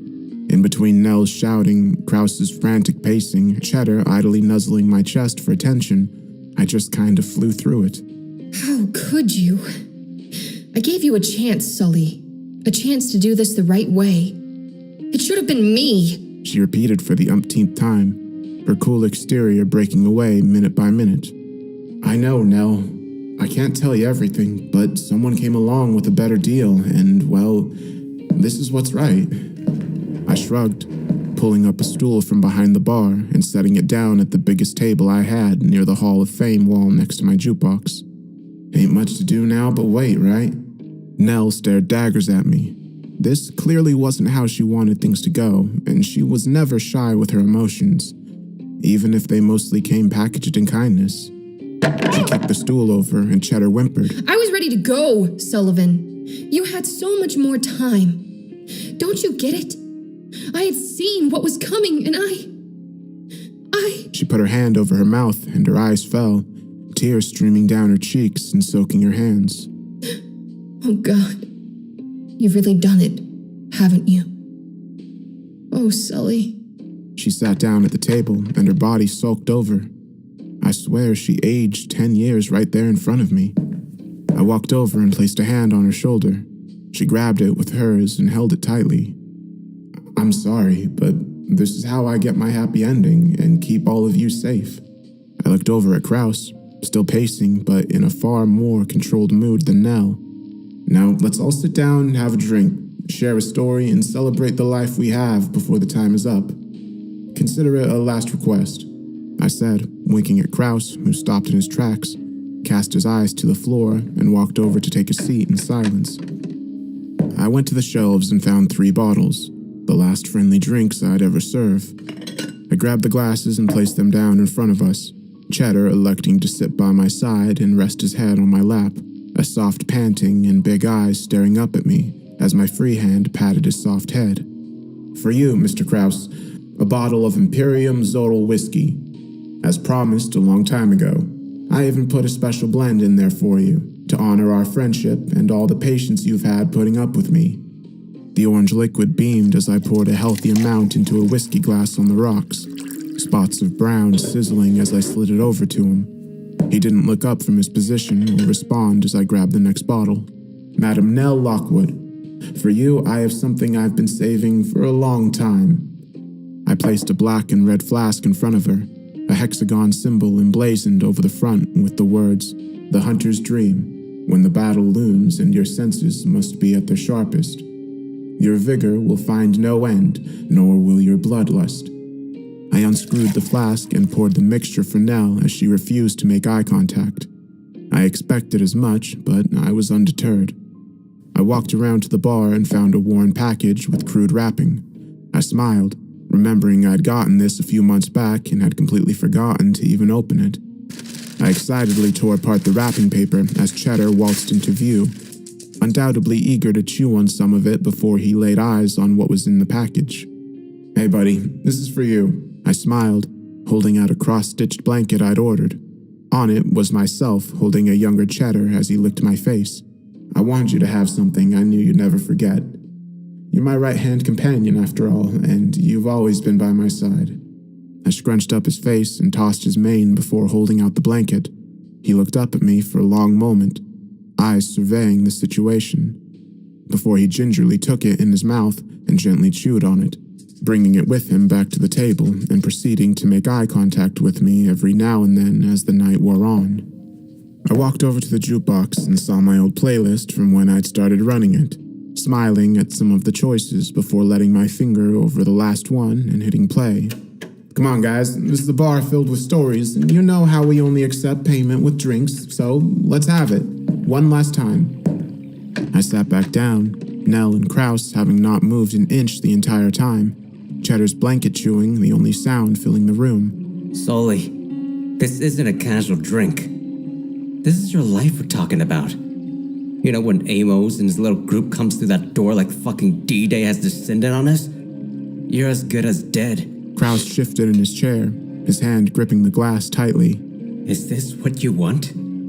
Is this how things have to be? He looked up at me. I'd never seen such a look of frustration and conflict on his face. Is this really what's going down, Sully? Kraus, you always got into fights when I opened this place. The hell was happening back then? You always seemed to have someone after you for one issue or another. I want to know why. I grinned, and Nell, wiping her eyes, took a drink and stared in Kraus's direction. Yeah. Come on, Kraus. We haven't got all night. Let's hear it. Kraus sighed and took a shot of his Emporium whiskey and let the cold mixture run through his veins as he shuddered. Fuck yeah. Now that's the stuff. All right. Well, I guess it's a simple enough story, and if Sully here is gonna be a crazy bastard and take on this beast face to face, I want to at least make him laugh when he mean mugs him. He takes another swig, wiping his face and hiccuping. Truth is, I was always a bit of a bastard.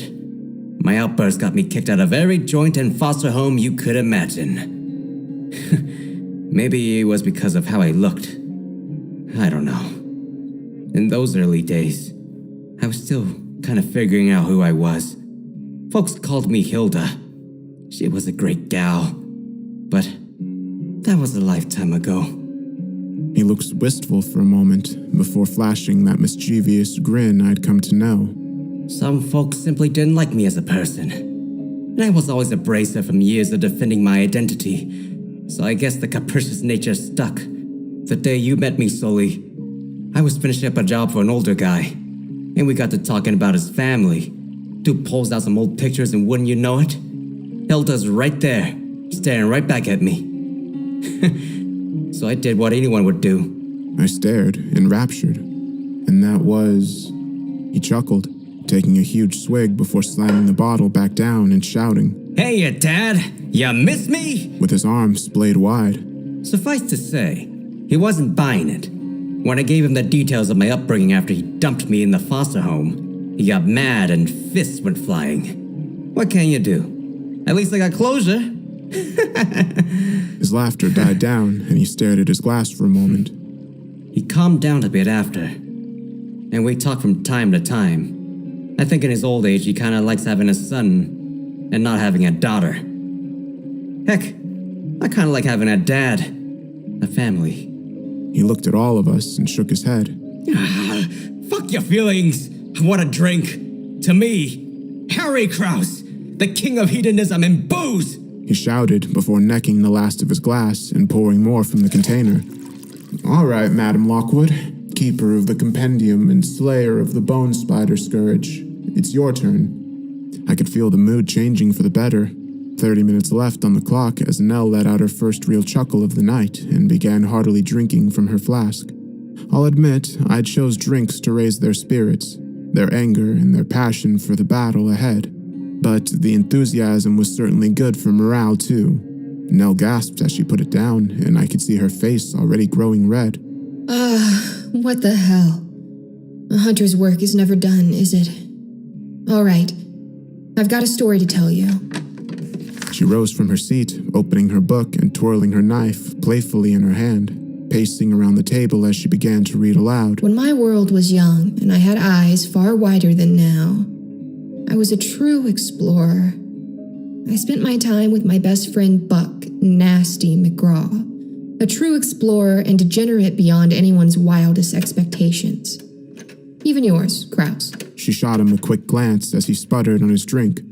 Many years ago, we were on the trail of something called the Pillar, the source of all the cryptids we've seen popping up across the world. I was young and rambunctious. I desperately wanted to be the hero and have a legend told about me, as did Buck. But we got caught in the final skirmish and, well, that's how I ended up with this. She lifted her dreads and a single fine scar ran across the base of her neck and situated itself between her spine and her head. It had a thick black shimmer to it, as if it were glowing. I was gravely wounded, and a deal was cut to let me live as long as I carried out a few favors, guided a few key souls, and that Buck did something too. He gave his all for me, and when I awoke, I was in the cafe known as the Refuge of the Weary. Someone was there, and they told me this was part of my deal, and that was that. I never saw Buck again, but I knew what he'd done. That's the way it goes, isn't it? She finished pacing and sat back down at the table, a sly smile hiding immense pain as she reached for her drink. Someone good must always fall for things to be fixed. I'm sure this won't be the last situation I find myself in, staring down the barrel of a gun, or an impending funeral for the people I love, the selfless jerks. We all shared a good chuckle as the clock informed us we had a few minutes left, the attention once again going back to me. Well, Sully, you've still got a drink. Sit there and a story to tell. So let's hear it. Krause hiccuped as he swayed on his seat. My story is a simple one too, as I'm sure you both know. I began, my hand idly petting a weary-eyed cheddar who refused to let me out of his sight. Just a man trying to find his happy ending. I smiled, true contentment running through me as I took in the moment. And your drink? Nell asked, staring at the bottle titled Ornstein's Little Red Devil, sat in the center of the table. "Oh, that's not for me," I replied, looking past them to the door where Freya stood, arms crossed and held at the elbows, standing awkwardly back as if hesitant to make contact. "Is it time?" She nodded, looking at the clock. 1 minute to go. "Well, looks like it's closing time." I got up from my seat and stretched my back out before pulling down my waistcoat, straightening my tie and twirling my mustache, looking to each one of my friends. "Let's make this a night to remember." The scene was picturesque. I stood at the front of my group, hands in my pockets and a surly look on my face, with Cheddar sat dutifully in front, his ears perked up and teeth bared.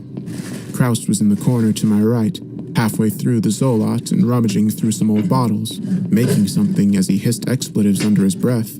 On the opposite side was Nell, a manic look in her eyes as she finished the hunter's dream and brought out the coated knife, bouncing up and down on the spot as she breathed heavily, eagerly waiting for her opponent. Freya snapped her fingers, and the room filled with the thick black smoke from before, as the hooded forms of Temperance, Disquiet, Reverence, and Letty pushed themselves through the haze and stood opposite each of us. Letty looked exhausted. Her clothes were ragged, and she seemed so frail, held at the neck by Temperance, who held no regard or care for her safety as she spoke to me. Time's up. Guess this is where it all ends, huh? She smiled as she gripped Letty tighter and continued. Good.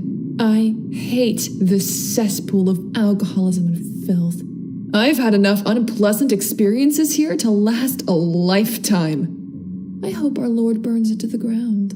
You couldn't perchance choose a more apropos term, Sister Temperance. I find that imagery most unappealing. Disquiet replied, a touch of anger present in her voice as she kept her hands firmly pointed towards Kraus. "Revere us if you wish. The time has passed to run. Our Lord is upon us. Your penance has now come." Reverence boomed from beneath the hood, as bright eyes gleamed from the darkness and bore into Nell, who remained unchanged in her position or expression. "Welcome to the spaces in between, ladies and gentlemen," I began, stretching out my hands to either side. "I'm sorry to say the bar is now closed. You may leave the premises willingly, or—" Oh, please. Do say it, Sullivan. Temperance beamed at me, the smile twisting as her malice rose. I do so want to hear you say it.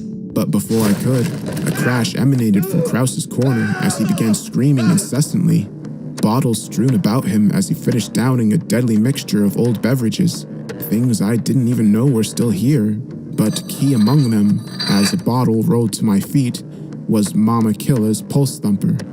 Kraus convulsed and rose off the ground, his heartbeat audible throughout the room as small pockets of concentrated air began to push from his feet and arms.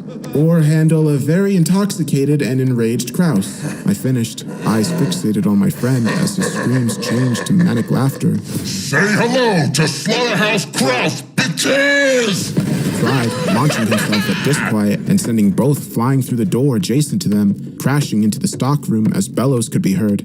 Temperance's eyes were twitching at the sight. You dare make the same mistake twice? Her fingers dug into Letty's neck as she whimpered. "Oh yeah, we definitely dare. I didn't come this far by not taking risks, and neither did he." Nell grinned, her eyes alight with the fire of passion and the empty flask at her feet. "But I won't just take Reverence this time. I'll take you along for the ride too." In a single swift motion, she threw her knife towards Reverence, hitting him in the chest as she pushed Letty towards me, wrapping Temperance's hands behind her back, and rushed off. Reverence staggering but chasing after her, a momentary glance and a smile later, she was gone into the back rooms. For a moment, there was a total silence. I took the opportunity to move myself back behind the bar and place 2 bottles alongside 2 shot glasses. Cheddar still sitting in front of the hole and growling, his form growing larger as he felt the threat looming. Letty recomposed herself as she got up off the floor, rubbing her neck before laying her eyes on me. "Hi, Sully. It's been quite a while, huh?" she said nervously, pain and exhaustion sapping her of so much of her zest. "I guess you're wondering about a lot of things, but I can explain." "It's okay, Letty." I smiled at her, holding a hand out over the bar and ushering her to sit on the far end. "I understand." "You understand?" But how? He hasn't said anything to you yet. She trailed off, nervously picking at her skin on her warm fingers.